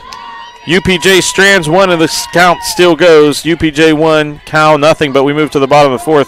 UPJ run 1 run, 5 hits, no errors. California, no runs, 1 hits, and no errors. And Johnny, like I said, we have a big concert coming up. Not me and you. I mean, you have a big concert with Choir Thursday, but the university has a big concert on Sunday with Sean Kingston. So Tori Radovan is going to go to second base. And Isla Charles will be going to first. So that will be it for Nebus, who I'm looking over has bag of ice on her hand. So her injury necessitating some defensive changes. So Tori Radvan getting a big tour of Lily Field today. Started in the circle for UPJ. And she was over at first for the beginning of this game. Now she moves to second. And Isla Charles, the junior, will move over to first. As you were saying earlier, Garrett, a big concert on Sunday with Sean Kingston coming to campus. Is just doing a tour of the Penn West campuses. As I was talking with my sister Abigail today, he's making a stop there on Friday, Clarion on Saturday, and then hitting us on Sunday. So what you're saying is there could be a Sakaguchi in the Edinburgh crowd and one in the California crowd. And then you guys can both meet at Clarion. Potentially. Okay, well, we'll see what happens. We move into the bottom of the fourth. First pitch by Mia Smith to Brittany Wilson is a strike. This is Wilson's second at bat of the game. Smith looking in. She has the sunglasses now as the sun is directly into the pitcher and center fielder's eyes. And there's a strike 0-2. Another quirk here at Lily Field is grandfathered in with the direction is. Typically you don't see a baseball or softball field with an east to west inclination, but the sun sets as there's a shot right to third base. Quick hands by the third baseman, Jenna Tallman, but for a period you will see the sun right in the pitcher's and center fielder's eyes. And that one, just a rocket of a shot. That's back-to-back weekends that we've seen that happen. We saw that Friday in baseball. And now her with Wilson. And that will bring up Caitlin Ochtenmeyer, her second at-bat of the game. Looking to find her groove so far in the doubleheader. Here's the 1-0 pitch. Swung on, pop, foul, and that'll get into... I believe it'll be in the fencing for the utilities right behind the California dugout. Evens the count at 1 apiece, 1-1. As I stand up and try to not knock over your chair. A little fidgety. 1-1 count. Here's the pitch. Catches the inside corner for a strike. And that's a position where you're not going to do anything with it if you're a pitcher or a batter. You just got to tip your hat to the pitcher. 1-2 now. Pitcher's count. Smith deals. Foul ball is going to get right next to us. That's probably the closest one all season we've had come to us. Yeah, made it to about 3 or 4 feet. Now, if I wasn't sitting in your chair, I would have won over and caught it. But I didn't want to rip down your chair, so. I mean, if you knocked it down, it's got a latch under there to hold onto it. 1-2 is the count. I had to resist the urge of the outfielder to go do it. And there's another foul ball. This is going to go down the third base line and out of play. And right between Tony and Matt. So almost went down the hill, but it stayed up. So Ochtenmeyer see if we making get the staff move a little bit today. Wonder if we're going to get one off the microphone today still. So 1-2 pitch, one out here, bottom 4. Off-speed pitch just misses on the outside. 2-2 is the count. Well played there by Smith. Have to go with that trying to pull the string on that one, just couldn't get the drop. There's a foul ball. That's going to be back out towards the fans here. Just misses a group of people. So 3 foul balls here in the last couple pitches for Caitlin Ochtenmeyer.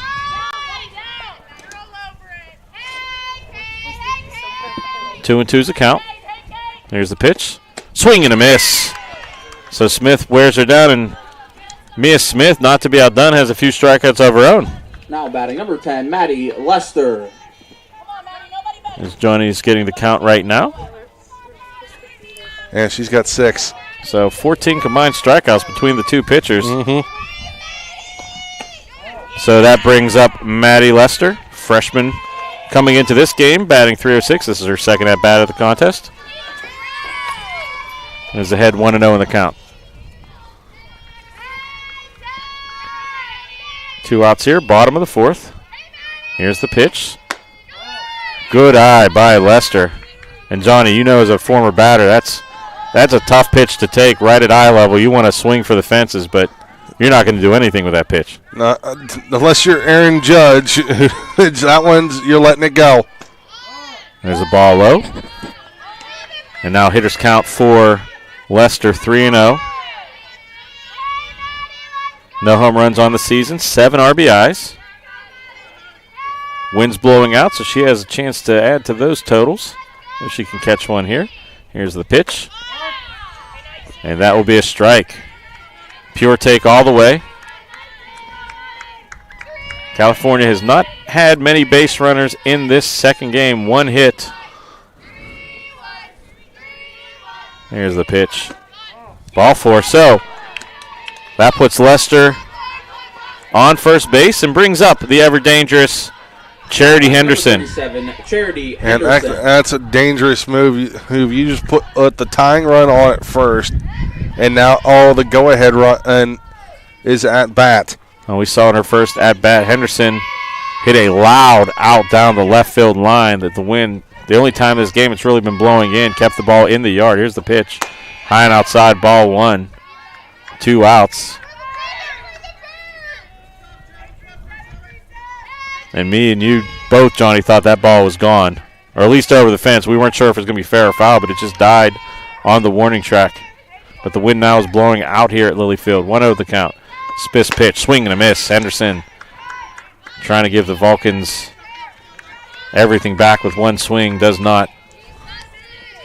Evens the count at 1. She makes contact with that one, and I don't think we're going to see that in his zip code anymore. Here's the 1-1 pitch. Outside. Mooney doing a good job of keeping it in and off the backstop. Henderson's checking back in, or stepping back in. 2-1 count. Here's the pitch. Nice pitch. Good frame job on the outside. And for many power hitters, that's usually where you want it, that towards that outside corner. Anderson kind of shaking her head, knowing she might have missed maybe not a home run swing, but maybe something that could have been in a gap. So 2-2. 2 outs, 1 runner on. Here's the pitch.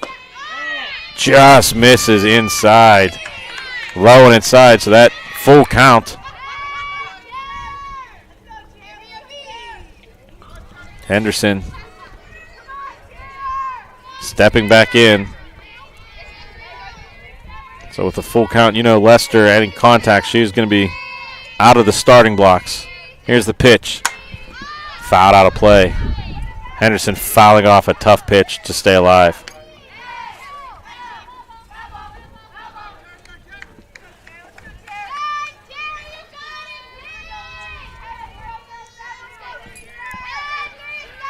Henderson stepping back in. 3-2. On deck is Rose. Should Henderson extend this inning? Here's the pitch. Swing and a line drive down the left field line, and once again, almost in the same spot, Johnny.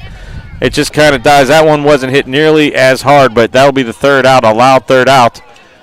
And after 4 full, the score is UPJ 1, Calfornia nothing. UPJ 1 run, 5 hits, 0 errors. Calfornia no runs, 1 hit, and no errors. And Johnny, we talked a little bit earlier about the upcoming schedule for this Vulcan softball team. This is your last chance to see them at Lilly Field for a while. They go on a little bit of a road stretch. Can't really call it a road trip because they come back in between, but a few road games in a row before they're back home for a few in a row. Yeah, I know. Friday and Saturday they're going to be busy as they got to head up to, I believe they are heading back to Gannon on Saturday. On Friday they head to Gannon. Saturday they're going to be at Clarion, if memory serves me correctly. I don't have the schedule from me, but that sounds correct. And if you're a fan of Vulcan Athletics, UTV will be also working hard later on in the week as we will be at Wild Things Park in Washington, PA for the California Vulcans baseball team doubleheader. That first pitch game one will be about 1 o'clock. So join us for all the action. I'm assuming John Sakaguchi to my right will be there. Yep, you got it. I'll be there ready to go. And you heard it. He's not just going to be there, folks. He's going to be there ready to go. If you come early, Johnny will sign an autograph at Wild Things Park. So come up to the CUTV banner and get an autographed Wendy's wrapper from our own John Sakaguchi. Number 4, Laura Fox. And I can guarantee there will be nothing left in the Wendy's wrapper. So I'll bring up Fox. Her third trip to the plate in this game. She will get ahead of the count 1-0. Fox has reached base twice in this contest. Speaking of the baseball team, they did fall all to West Liberty today, 13-10. So we were talking about a wild one. And that ball just catches the top of the netting in front of us. I thought we were going to have another one close here. Evens count at 1-1.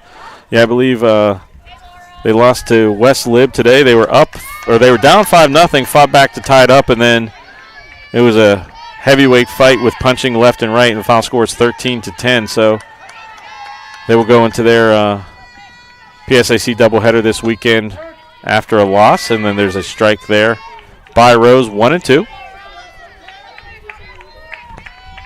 And it's rivalry weekend as IUP comes to town, so don't want to miss out on that. And here's the 1-2 pitch. Swing and a shot down the right field line and just gets foul.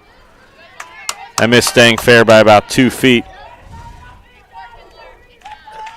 Yeah, IUP, their baseball team is undergoing a rebuild. Last year they started turning things around, and this year they are playing some good baseball. California also starting to turn things around.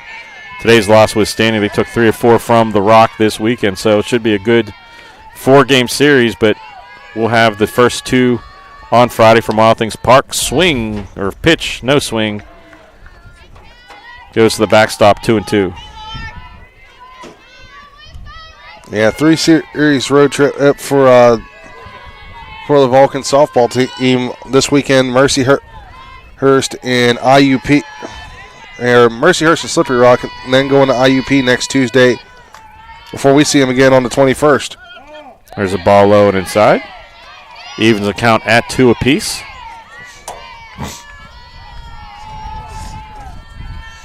Temperature going down just slightly here with the wind picking up and the sun slowly creeping behind the hills here. About another half inning before the pitching. And there's a strike. Number 9 on the game for Alyssa Rose.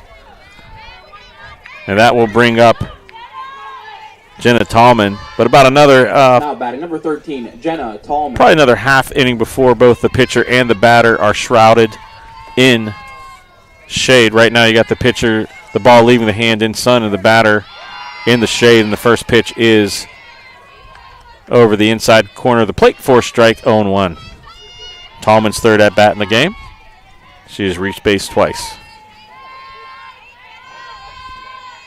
Here's the 0-1 pitch. Frame, but nothing doing on the outside, 1-1. Tallman, a freshman for this Mountain Cat lineup. There's the pitch. Low and inside, ball 2. If you're just joining us, UPJ scored a run in the third, the lone run of the game.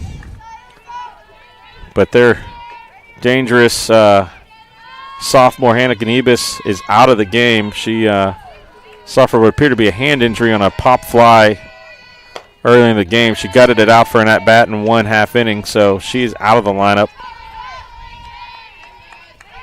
Count is now 3-1.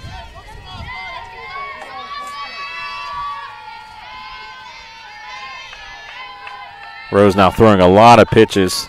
She was at 47 after 2 innings. Not sure what the count's at now. There's a shot popped up to right field. Henderson comes in, calls off everybody, and fields her position well, and that'll be out number 2. And once again, Johnny, we see that good communication between Henderson, Fiorelli, Batting number 20, Julia Moody. and the first baseman, Lester. No doubt who had control of that ball. And that's always been the one thing I was told and had it beat into my head was always talk with your guys. So I'll bring up the catcher, Mooney, her third trip, and that's a shot to right field. Henderson going back. Look out, that ball is gone, and Johnny is going to Chick-fil-A with that home run. Makes it 2-0. Julia Mooney with an Oppo Taco to right field, and it's a 2-0 game, and Johnny, that ball got up and out in a hurry. I was going to say, I've seen flights that were shorter than that one, Dad. And just a line shot. Looked like a pretty good pitch on the outside part of the plate, but just got up and out, and Calfornia now trails 2-0. The only saving grace for the Vulcans on that one is it was just a solo shot. It's not like one of the other ones where we see all that just have to deal with runners on and Meal. Now you have Meal coming up, and you got to watch out because she can put it out. Mills already had a pair of home runs this afternoon in game one. Here's the first pitch, and that's going to be off her fists, foul. Or right above her fist. Remember, the hand is part of the bat, so if it went off her fist, it's a foul ball. But I literally just looked up in time to see the ball all hitting the net. Here's the 0-1 pitch. Outside, ball 2. And Rose definitely doesn't want to have a frustration pitch and miss something here to Mill, because Mill can definitely make this a 3-0 ball game. Here's a pitch. Right at Ochtemeyer.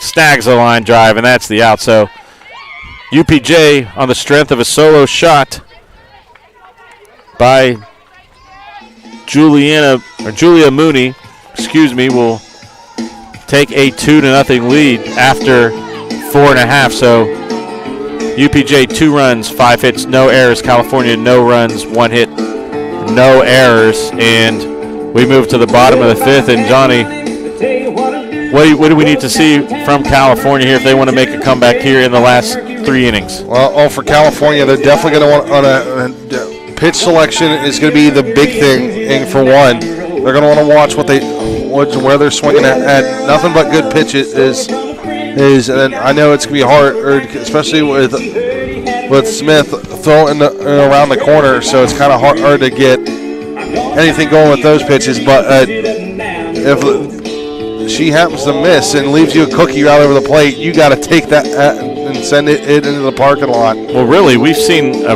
very well-pitched game by both Rose and Smith. Really only 3 pitches that have missed. For Smith, there was 2 loud outs to Charity Henderson that resulted in nothing. And for really Rose, the only pitch she missed was that one that was shot opposite field for a home run. So Rose will lead off for the Vulcans. So you have Rose, Postler, and Schossler, number 7, 8, and 9 for the Vulcans. Here's the first pitch, inside ball 1.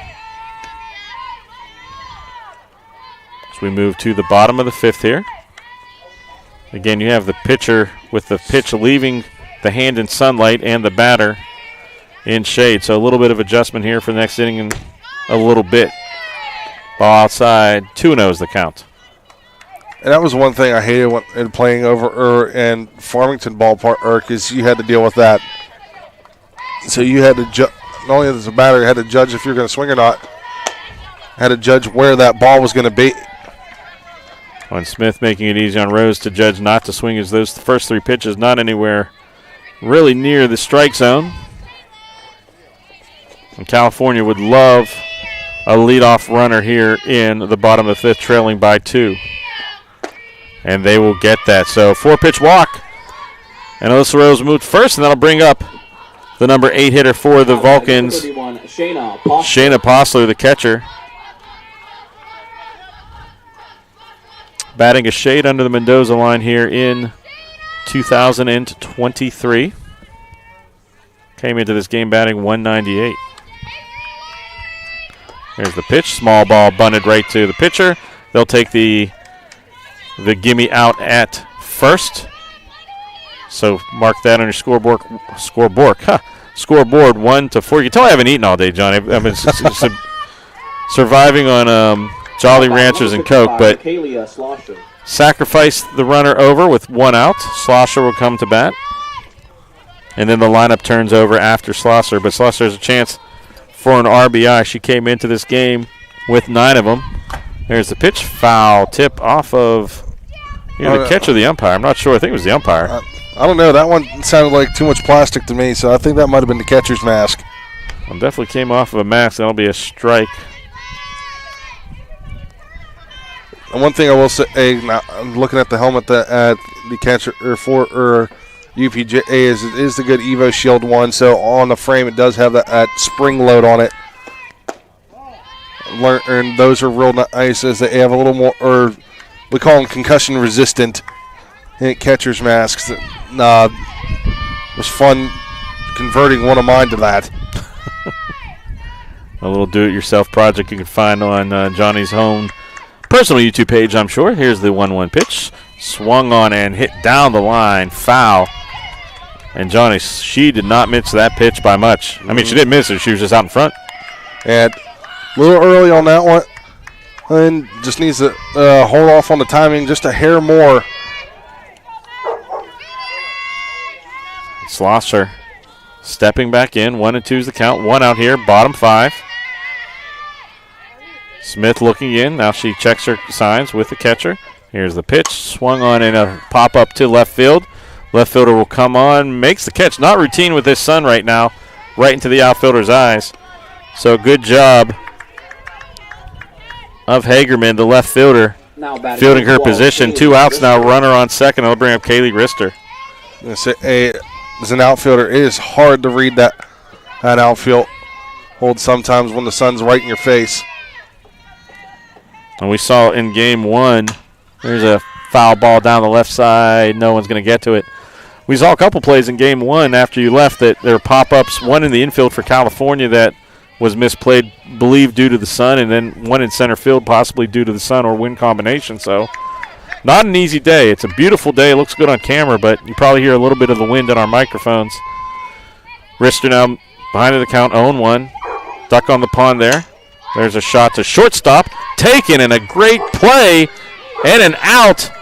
And let's do a web gem on that as Santiago had to fight with the runner coming through and get the throw to first. So after 5 full, UPJ leads 2-0 over the Vulcans. UPJ 2 runs, 5 hits, no errors. California, no runs, 1 hit, and no error. But put a star next to that in your scorebook, Johnny. Yeah, that one. Remember that one, and for the 5th inning. Because if that gets into the outfield, run comes home, and if she's not quick enough, there's a runners on first and third, and the heart of the order coming up as it is. California will go back in the field. Rose will grab her glove and go back to the mound. And on deck for UPJ. And that's deflating for the Vulcans. You get a lead off walk, and then you go 1, 2, 3 right after that. It's just fundamentals. They did everything what you want to try. You get on, you sacrifice the runner over. Just UPJ doing a good job of fielding their position for the 3 out. So that'll bring up Radvan, Smith, and Co. now for the Mountain Cats. So middle of the order, 5, 6, and 7. So maybe not quite the middle, but the lower middle of the order. And this will be Radvan's 3rd at-bat of the game. Radvan and 0 for 2 in this contest. Struck out and then reached on a fielder's choice. And Radvan seeing a lot, like I said, a lot of Lilyfield pitch the complete game in game 1. There's the pitch, popped up down the right side. Will be taken by the second baseman. Almost popped out of Fiorelli's glove, but doing a good job of keeping that spin in. 1 pitch, 1 out. And that will bring up Brene Coe. Mia Smith. Excuse me, Mia Smith before Coe. I looked down and looked up too quickly. Mia Smith's 3rd at-bat of the game. Grounded out, reached on a single, but was picked off over at first earlier. Slap down. Fiorelli's off the glove, and that'll be a single into right field. Fiorelli, great effort. Just goes off her glove. Good job of Henderson backing up, limiting the damage to one base. And now that will bring up number 2, Brene Coe. Number 2, Brene Coe. Well, that's what we talked about all with Fiorella. He's not afraid to get down and dirty. And as you can see on them all-white unis, she spent more time diving for the ball than she has in the batter's box. First pitch by Rose inside ball 1. This is Coe's third at-bat of the game.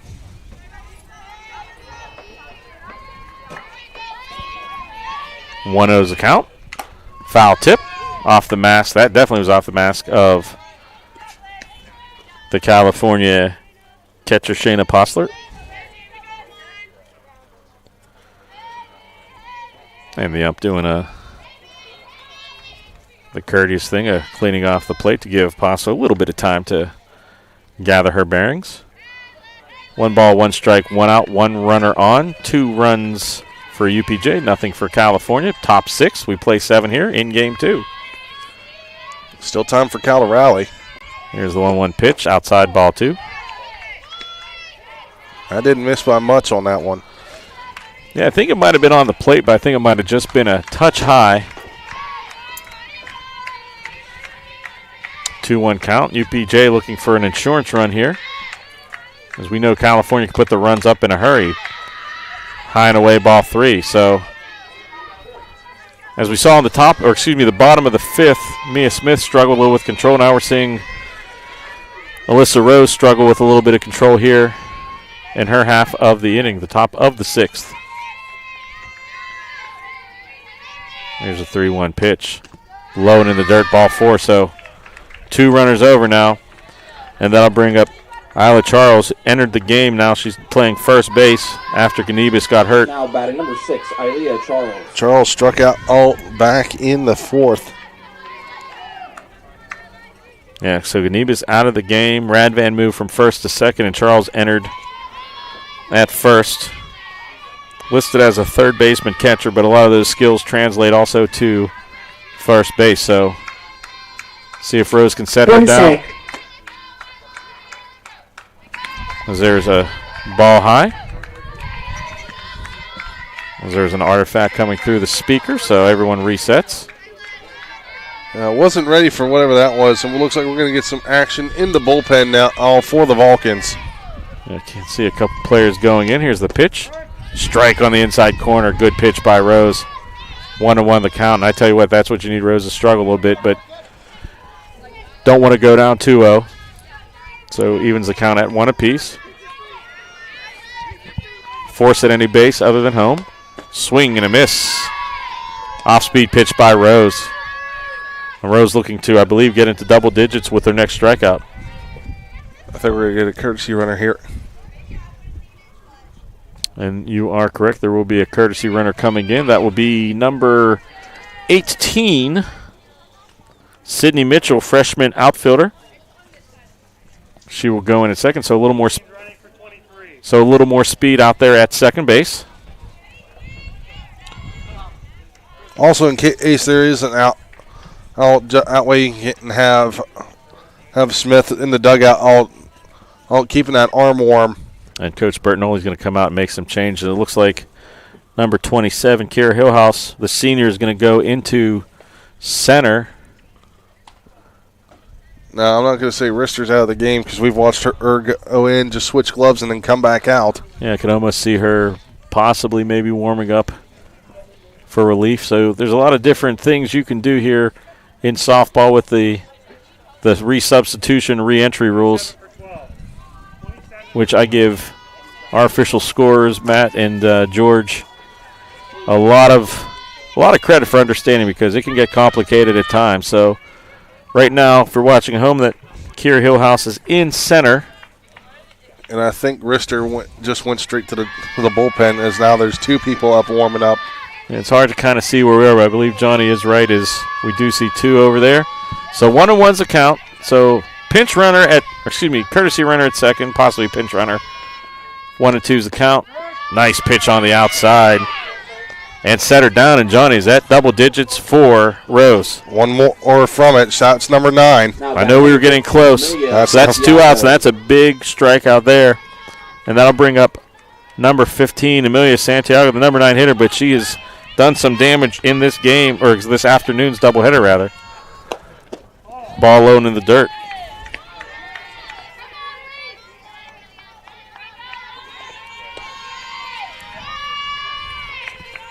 So Rose would love to get out of this inning still in the circle with no more damage. High pitch. Outside, ball 2, 2-0.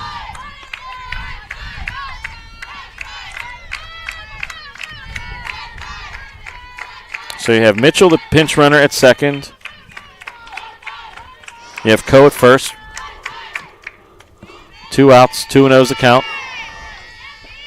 Here's the pitch.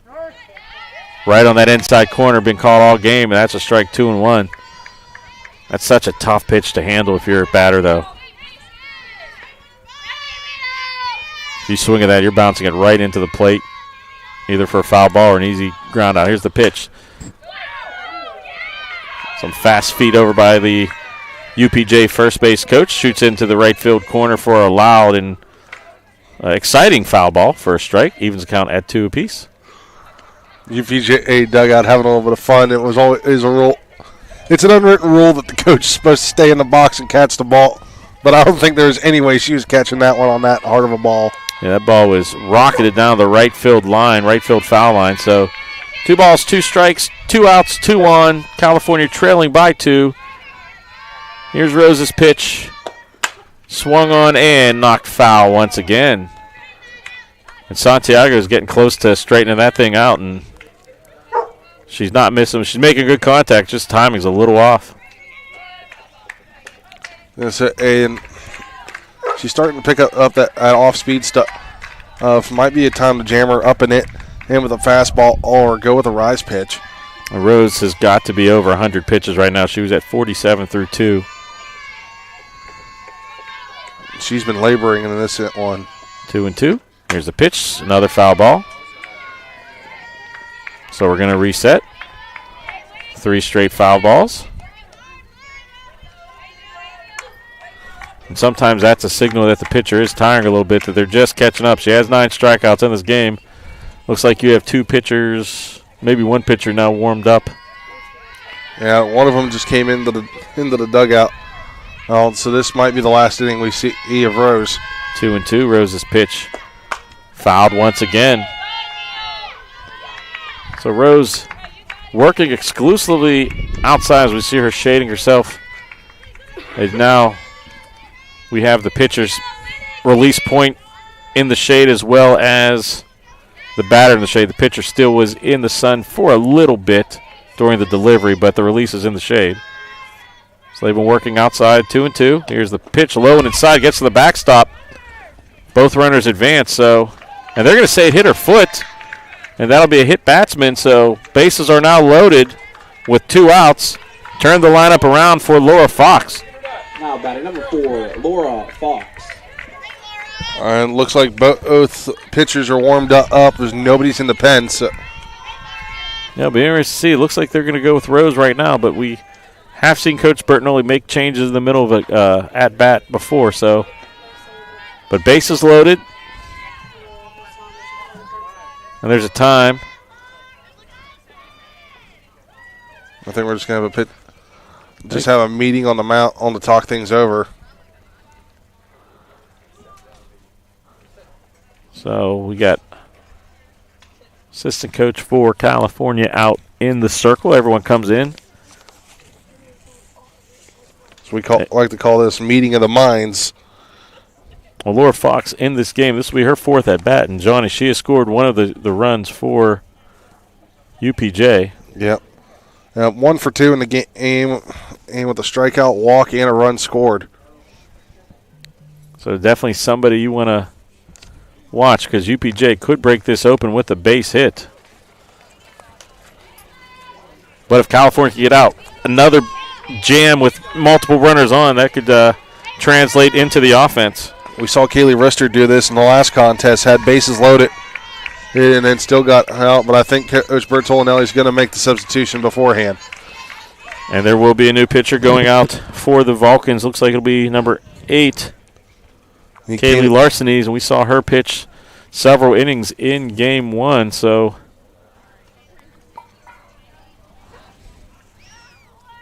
Larsenes will go to the circle. Pitched several innings in relief in game 1. Freshman pitcher will get her warm-up tosses in.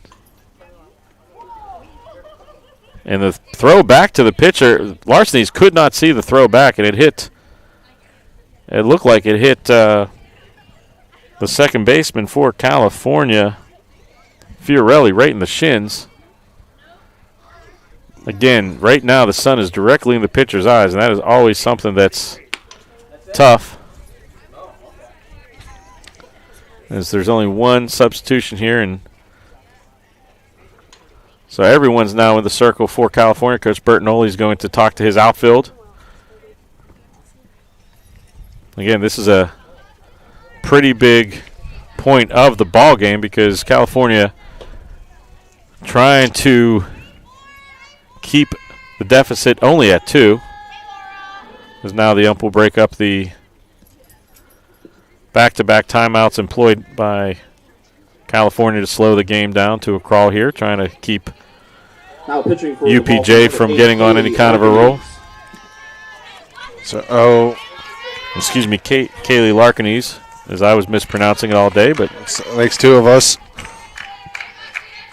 So, at bat, top of the order, Laura Fox, new pitcher now, Larsenes. Here's the pitch. Swing and a miss.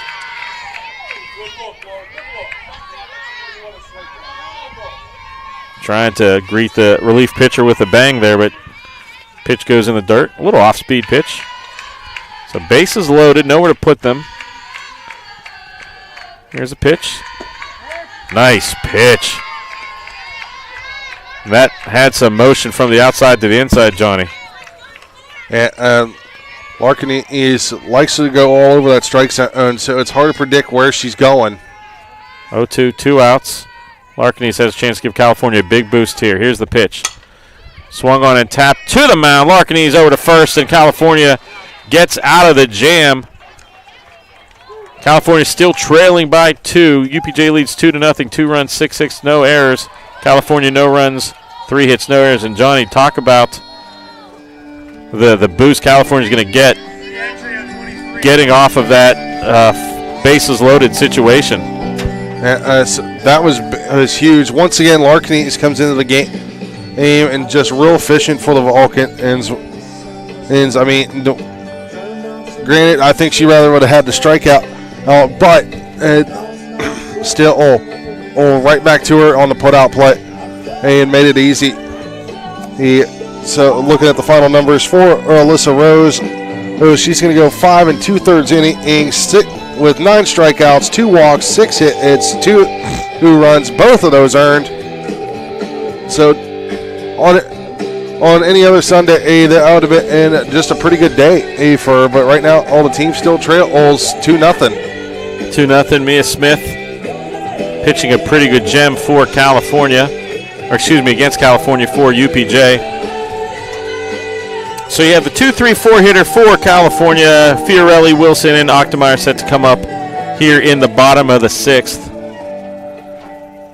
Calfornia would love nothing more than to leading off for Cal, number 4, Carlina Fiorelli. Take that emotional high, get a couple runs here, and a shutdown top of the 7th here would be great to end this game. But you got to get some runs first. Here's the pitch.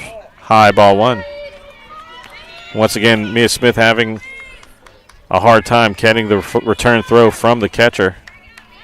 Again, this time of day is so tough. We've actually seen several sun delays in the past here where they've stopped playing for about 15 minutes for the sun to get behind the press box. Ball outside, 2-0. I mean, we're not far from it. Probably a matter of, what did you say, about 10, 15 minutes. Yeah, the only problem is, though, you still have the pitcher. There's about a 15-minute window where it'll be behind, but once it does go behind, it will go behind my shoulder. And there's a pitch on the outside, called for a strike. Because you can see the pitcher, Smith, getting the return throw from her catcher. She's going to move a little bit to her right, catcher's right, her left, to get the return throw. 2-1 count. Here's the pitch. Swung on, and that's going to be a foul ball. A lot of side spin, and that'll even the count at 2.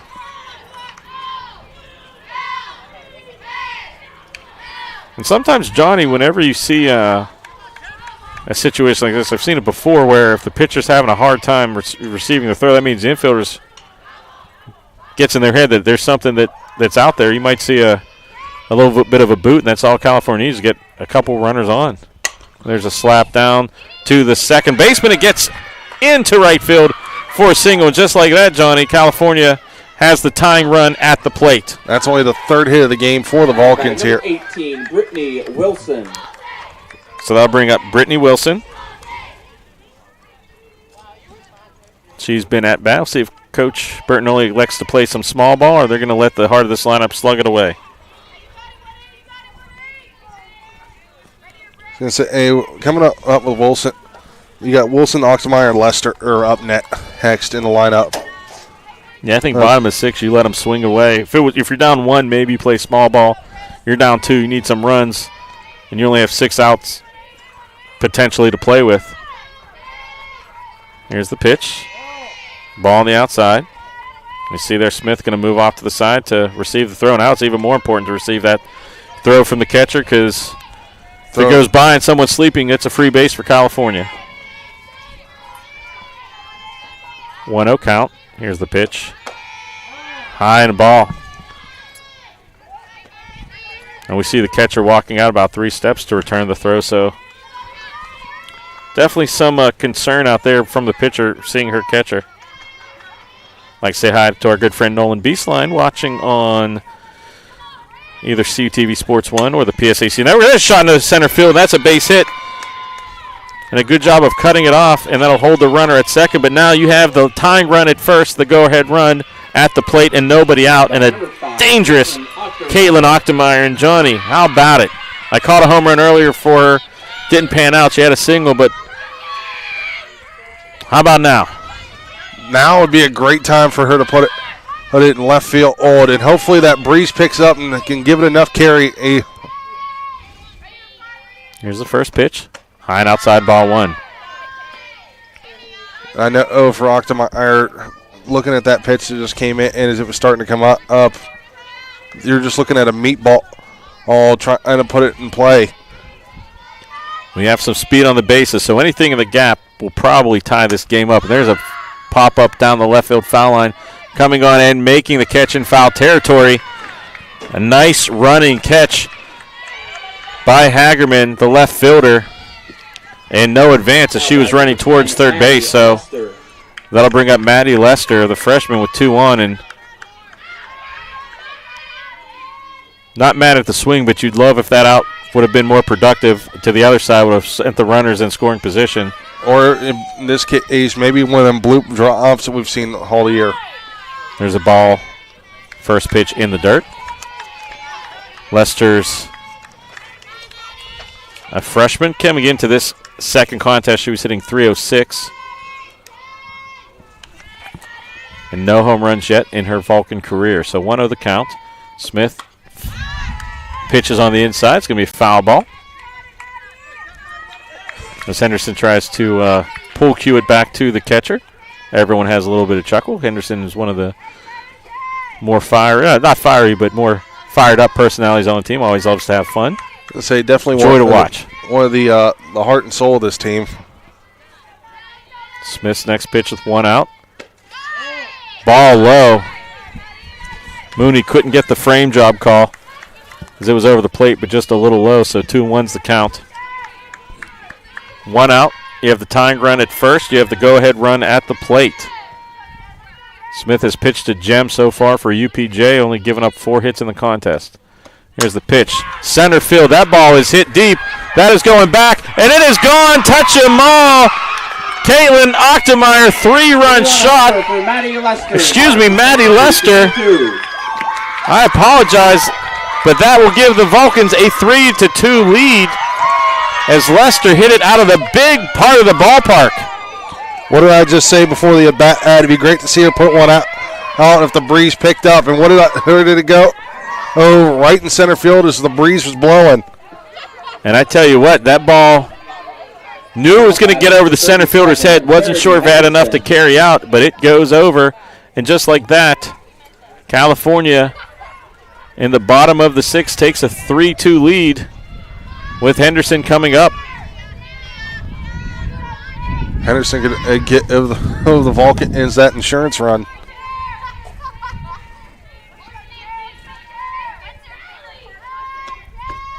Smith pitched low in the dirt.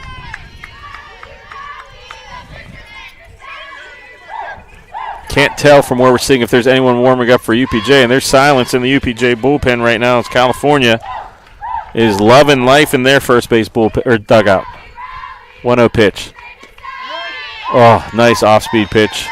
Just catches the outside corner of the plate. I did see the gate go open, so it looks like they are going to send someone out to the pen. Wasn't sure the number on it, but now we are sitting there is no way anybody can see into the bullpen for UPJ. 1-1 count. There's a shot to center field. It's going to stay in the air, but will it drop? And it will. The center fielder playing deep gets in front of her. Might have had a little trouble with the sun, and Charity Henderson now keeps the Vulcan rally going with a single. And that'll bring up Kaylee Larkinese, her first at-bat of the game. She came in to relieve Alyssa Rose. And I believe if this result would hold, Larkinese would get the win. Sacrifice and throw almost over the head of the second baseman covering. So that's the second out. You sacrifice a runner over, and now you have Shayna Postler with 2 outs and a chance to get one more insurance run. Yeah, so how that will work out, you're right, Gary. Larkinese would pick up the win. And even though Rose was on the hook for everybody in that last inning. So Postler now trying to give Calfornia an insurance run here. There's a shot to right field. Coming in, will be the right fielder. And that ends the inning. But, Johnny, a little bit of late inning magic for the Vulcans. A 3-run shot by Maddie Lester. Her first as a Vulcan will give the Calfornia Vulcans a chance to close this out in the top of the 7th. 3 runs, 5 hits for your Vulcans, no errors. UPJ 2 runs, 6 hits, no errors. I believe they may have won. Actually, no, I was thinking of the first game. It's been a pretty well-filled game. And I tell you what, though, you got to feel a little bit for Mia Smith. Pitched a heck of a game. Only had 1 or 2 mistakes, but unfortunately that one mistake was a loud home run for the Vulcans. I was going to say, I'm pretty sure that one ended up in Cole Center. Or is that one? That one had enough to carry all the way out of the ballpark. It cleared the stands. Oh, Johnny, you're silly. It didn't get to Cole Center. It's right over that fence. That's maybe Brownsville, not Cole Center, definitely. But Larkinese awaiting Postler, who made the last out, to get her gear on for the last warm-up. So coming up to bat for UPJ will be the 2-3-4 hitter. So Calfornia not out of danger yet. As that throw down, no one could see it into the sun. I think Henderson ended up with it off her cleats there. So it'll be Tallman, Mooney, and Meal. So dangerous part of the lineup. Calfornia leading 3-2. We have seen a couple times games we've covered Calfornia number 13, giving up a run or two in the top 2, not be able to close the door. So Larkinese did not have to work too hard when she came in relief. Got 1 out and got out of the inning. Here's the first pitch. Strike on the inside corner. That's big. Get ahead 1-0-1.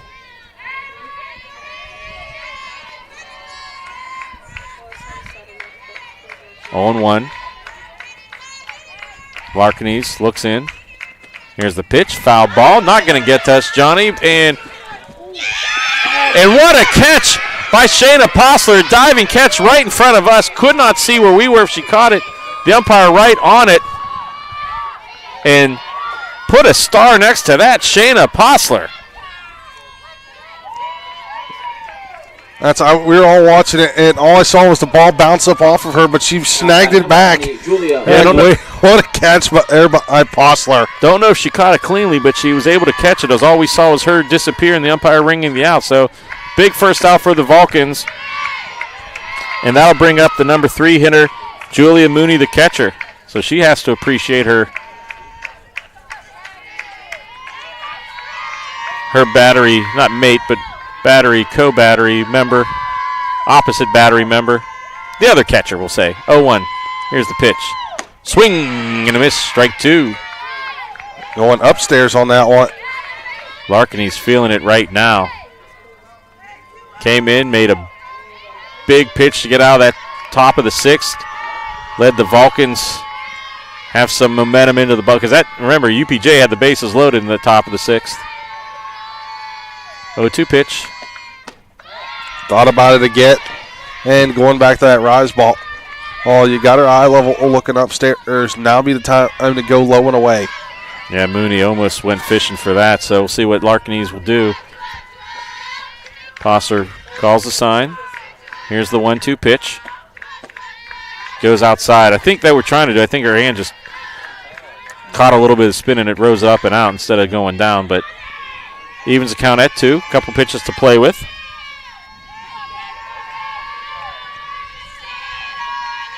2-2.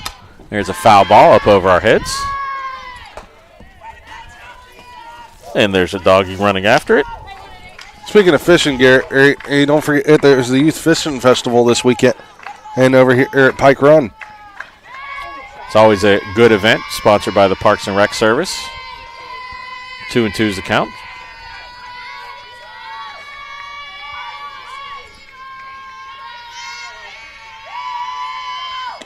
And there's a fly ball to center field. That's high in the air. It's deep. It's back. And it is gone, and we are tied up. A home run by Julia Mooney, a solo shot, and we are back to tied 3-3. And once again, another ball hit to the big part of the yard. And we got an arm up in the pen now, all for the Vulcans. And I mentioned it earlier, this is not the first time we've seen Calfornia have trouble closing something out. And that brings up the ever dangerous Kayla Mill.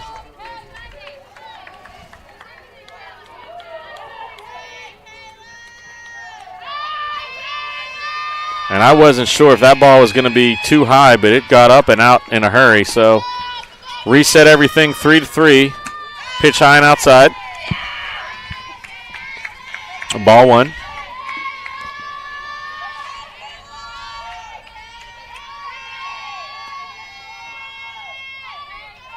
Larkiny's looking in. Here's a pitch.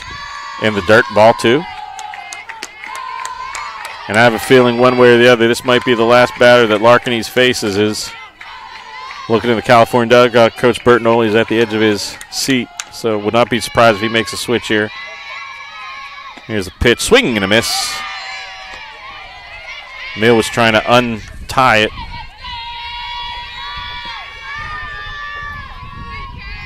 So Mooney on a 2-strike pitch sends one into the center field bleachers. 3-1 now the count. And we are tied.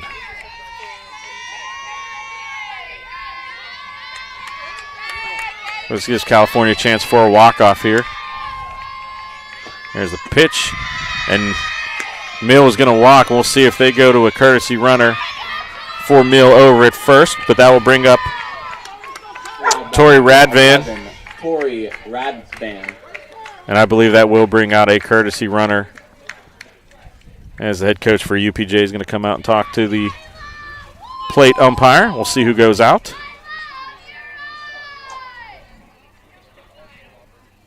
And there will be a runner going out. Still can't see the number. Looks like, I believe number 7, and that will be Kelsey Terrazolino. We saw her in game 1 get a little bit of action at first base, or is pinch running at first base. She might have won at second. I know she pinch ran early in the game. She's over at first in for Mill. A lot of speed out there, 1 out. And that will bring up Tori Radvan, anything in the gaps is probably going to score a run with the speed on first. Larkany's pitch is going to be fouled into the bullpen, or in front of the bullpen. Yeah, just in front of it, about on a foot and a half. So Larkany's gets ahead of the batter. And we're about 20 minutes away from them having to turn the lights on here at Lilly Field to fill in the shadows. The sun's starting to get really low here, big guy. There's a shot to center field. That's going to be back. And it's over the head. Gets to the wall. One run is going to score. Runner's going to go to third. Henderson throws the relay. They're going to stop the runner at third, and that is a go-ahead triple for Tori Radovan. And I tell you what, Johnny, give center fielder out there, Hillhouse, a lot of credit. She almost made a spectacular catch, but ball just sailed over her glove, and now UPJ with 2 runs at the top of the 7th, move ahead 4-3. And that one, and just off her glove. She dove for it, but it's a matter of dealing with the sun still out there. And I honestly couldn't tell. It looked for a second she might have came up with a diving catch, but did not. Larkany's pitch is a strike, so that'll bring up Mia Smith. It's kind of like one of them things with football where you got to survive the ground on, and she hit the ground and didn't have it long enough to hold on. And I tell you what, Mia Smith, we talked about it, felt a little bit bad for her. She pitched a whale of a game only to give up that home run in the bottom of the 6th, but now she has a chance of 1 out to get an insurance run to help her team possibly get a sweep here at Lilly Field. Here's the 1-1. High and over the head.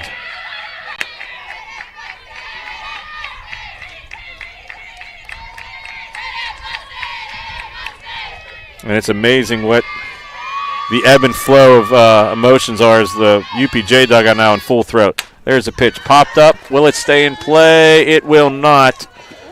And almost a good catch by one of the fans, and I believe a Labrador puppy now is eating the ball, so that'll be 1-2 is the count. Yeah, you'd be correct on that. So Lab Puppy 1, NCAA softball. No, I guess it's good. Got back. They got it out fast enough. And that'll be 1-2 is the count. Smith trying to get something to the outfield to score the run. Ball inside, full count. Just missed that inside corner keyhole. Infield playing in, so you think if anything's hit hard, their first response would be to go to home or at least look the runner back. Mm-hmm. Ball 4 inside. That didn't miss by much. Yeah, Larkany's now walks. Now batting number 2, and that'll Renee Coe. Bring up Renee Coe. And Coe now has a chance. I think anything hit on the ground will score a run. It's so tough to get a double play in softball unless it's hit directly at an infielder. Here's the pitch. Nice pitch. Good pitch there, but you don't want to go to that spot too often. Yeah, that was right on that meaty part of the outside part of the plate where that could be shot into right field. And depending on who the batter is, out of the field. Next pitch inside, ball 2, or excuse me, ball 1. And now Coach Bertinoli's going to go out and have a chat with his charges.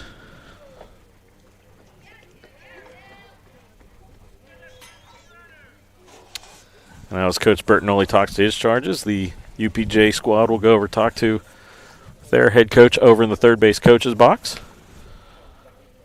And Coach Bertinoli's going to leave. No changes at the moment.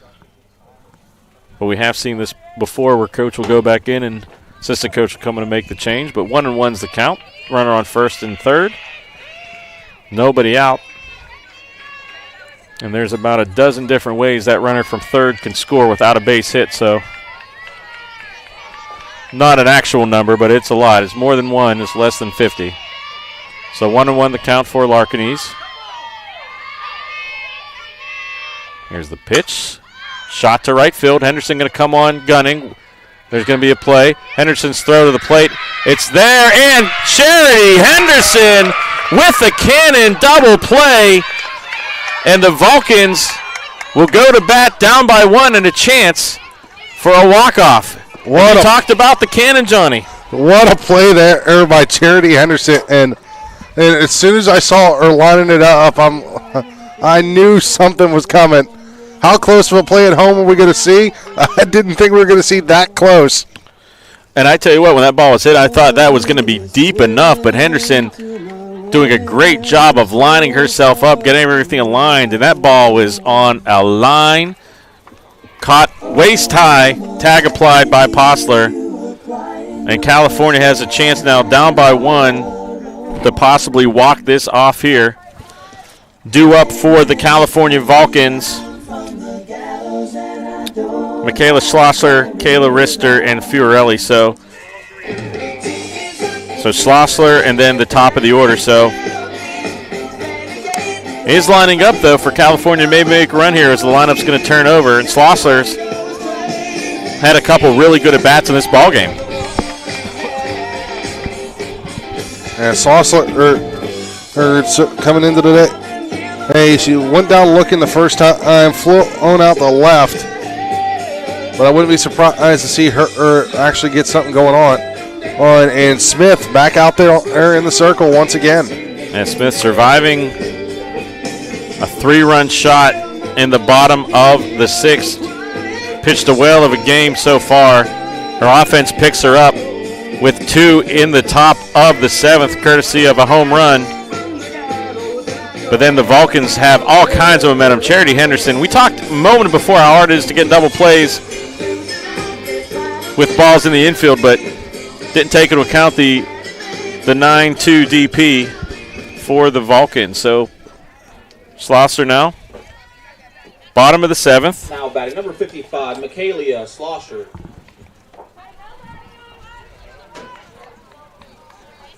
Schlosser looking to just get on base here and be the tying run here. Another storyline to consider is you have the right side of the infield for UPJ is different than when it started due to the injury to Hannah Knebus. You have Tori Radvan now playing second. Not sure how often she has played the Keystone sack. And then you have Isla Charles, freshman at first. She's not listed as a first baseman, so might have a little bit of experience issues over on the right side of the infield. The second pitch, high and away, ball 2. So Schlosser trying to get on first any way she can to bring the winning run to the plate.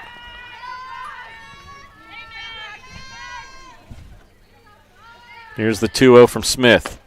Inside, catches the plate, 2-1. We've talked about it before, or another 2-1 count here. And that pitch has been there the entire game for both pitchers. 2-1 now count to Smith. There's a shot, center field, and that is going to be caught by the shortstop in short center. Great play by Santiago. I thought, Johnny, that was going to be a little bit of a bloop, so you could have a bloop and a blast scenario, but Santiago runs it down. Yeah, for a moment I wasn't sure she was going to get there in time because that was going to be closed. And that turns the lineup over for the Vulcans. Kaylee Rister.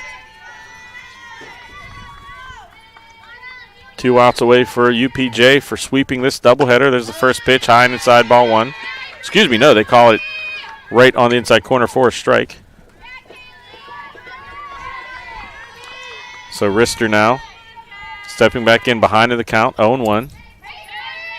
Here's the 0-1 pitch, high, ball 1.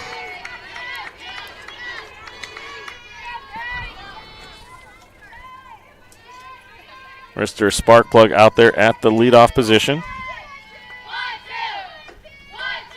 Here's the pitch. Slapped foul into the woods to our left. And now the shadow has finally settled in. There should not be any sun issues now. Looks like the entire field is in shadows as the sun is behind the hill to our rear. 1-2 pitches bounced to the backstop. Mooney's going to walk it off as I think it came off a little funny off of her mitt. Never a fun time when that does happen.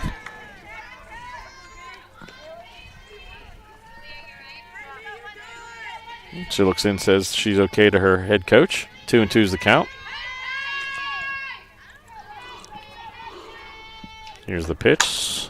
Fouled out of play. And that will bounce short of the retention pond. So a lot of foul balls in this game. We've seen a lot of late swings just fighting to stay in the at-bats. And here's the 2-2, 1 out. Pitch high and outside, ball 3. A lot of velocity on the pitch. We saw the dust crackle off the catcher's mitt. So full count now for Rister. Payoff pitch. In the air to the left side. Coming on as the left fielder and makes a running grab. So Hagerman in left field has made a couple of dandies out there, that time on a full run. And these first 2 outs, Johnny, have not been easy if you're a UPJ fielder. No, and you got one of the more dangerous hitters in this lineup when Fiorelli coming up. 1 for 2 in the game so far. Walked, scored, and singled. And Fiorelli coming out of that left-handed batter's box is going to be quick as she slaps the first one foul out of play. They got the dog down there looking for the softballs right now. 0-1. Fiorelli now trying to get on base, trying to bring up the go-ahead run to the plate any way she can. Here's the pitch, high and outside ball, 1-1. Fiorelli steps out, stepping back in. Smith looks into the dugout to get the call. Here's the 1-1. Fiorelli slaps it back, foul again. So UPJ 1 pitch away from sweeping this doubleheader and taking 3 or 4 of the Vulcans in the 2023 season.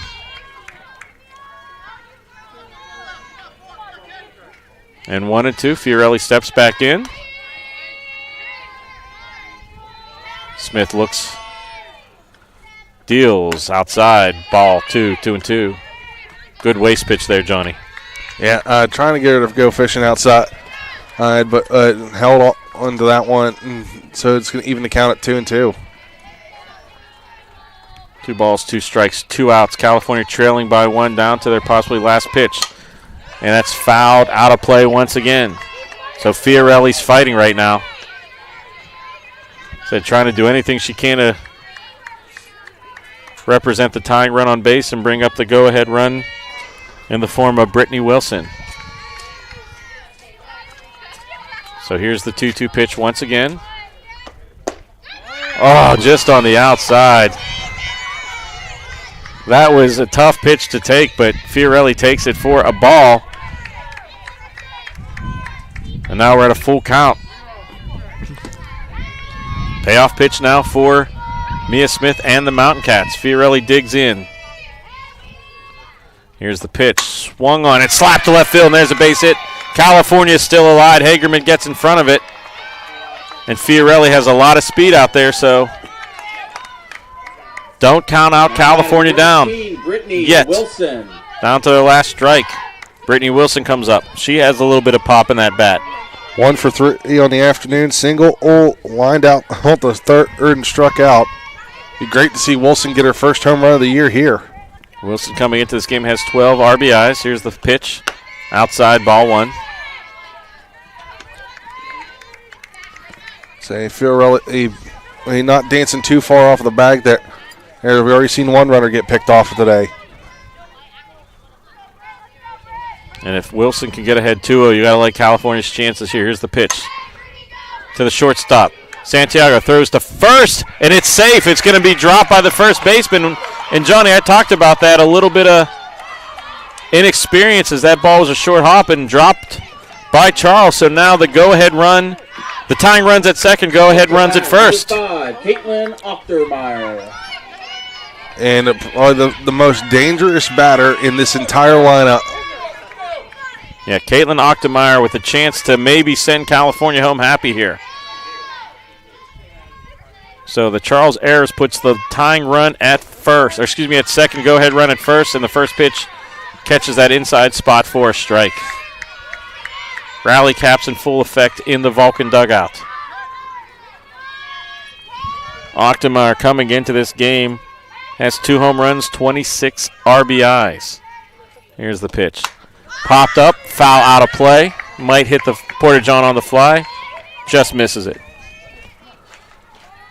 And now it's 0-2. Calfornia once again down to their last strike.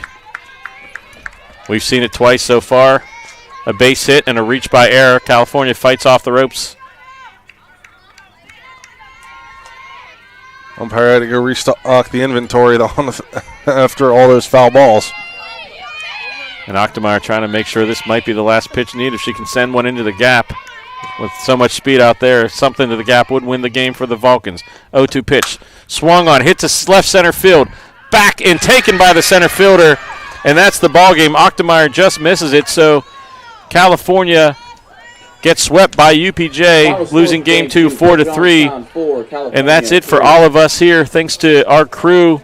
Johnny, thanks to you, and we'll see you next time. Next time CUT will be on the air will be Friday from Wild Things Park, Calfornia versus IUP. So for John Sakaguchi and the rest of the crew, you've been watching Vulcan Softball on CTV Sports 1 and the PSAC Network. All right.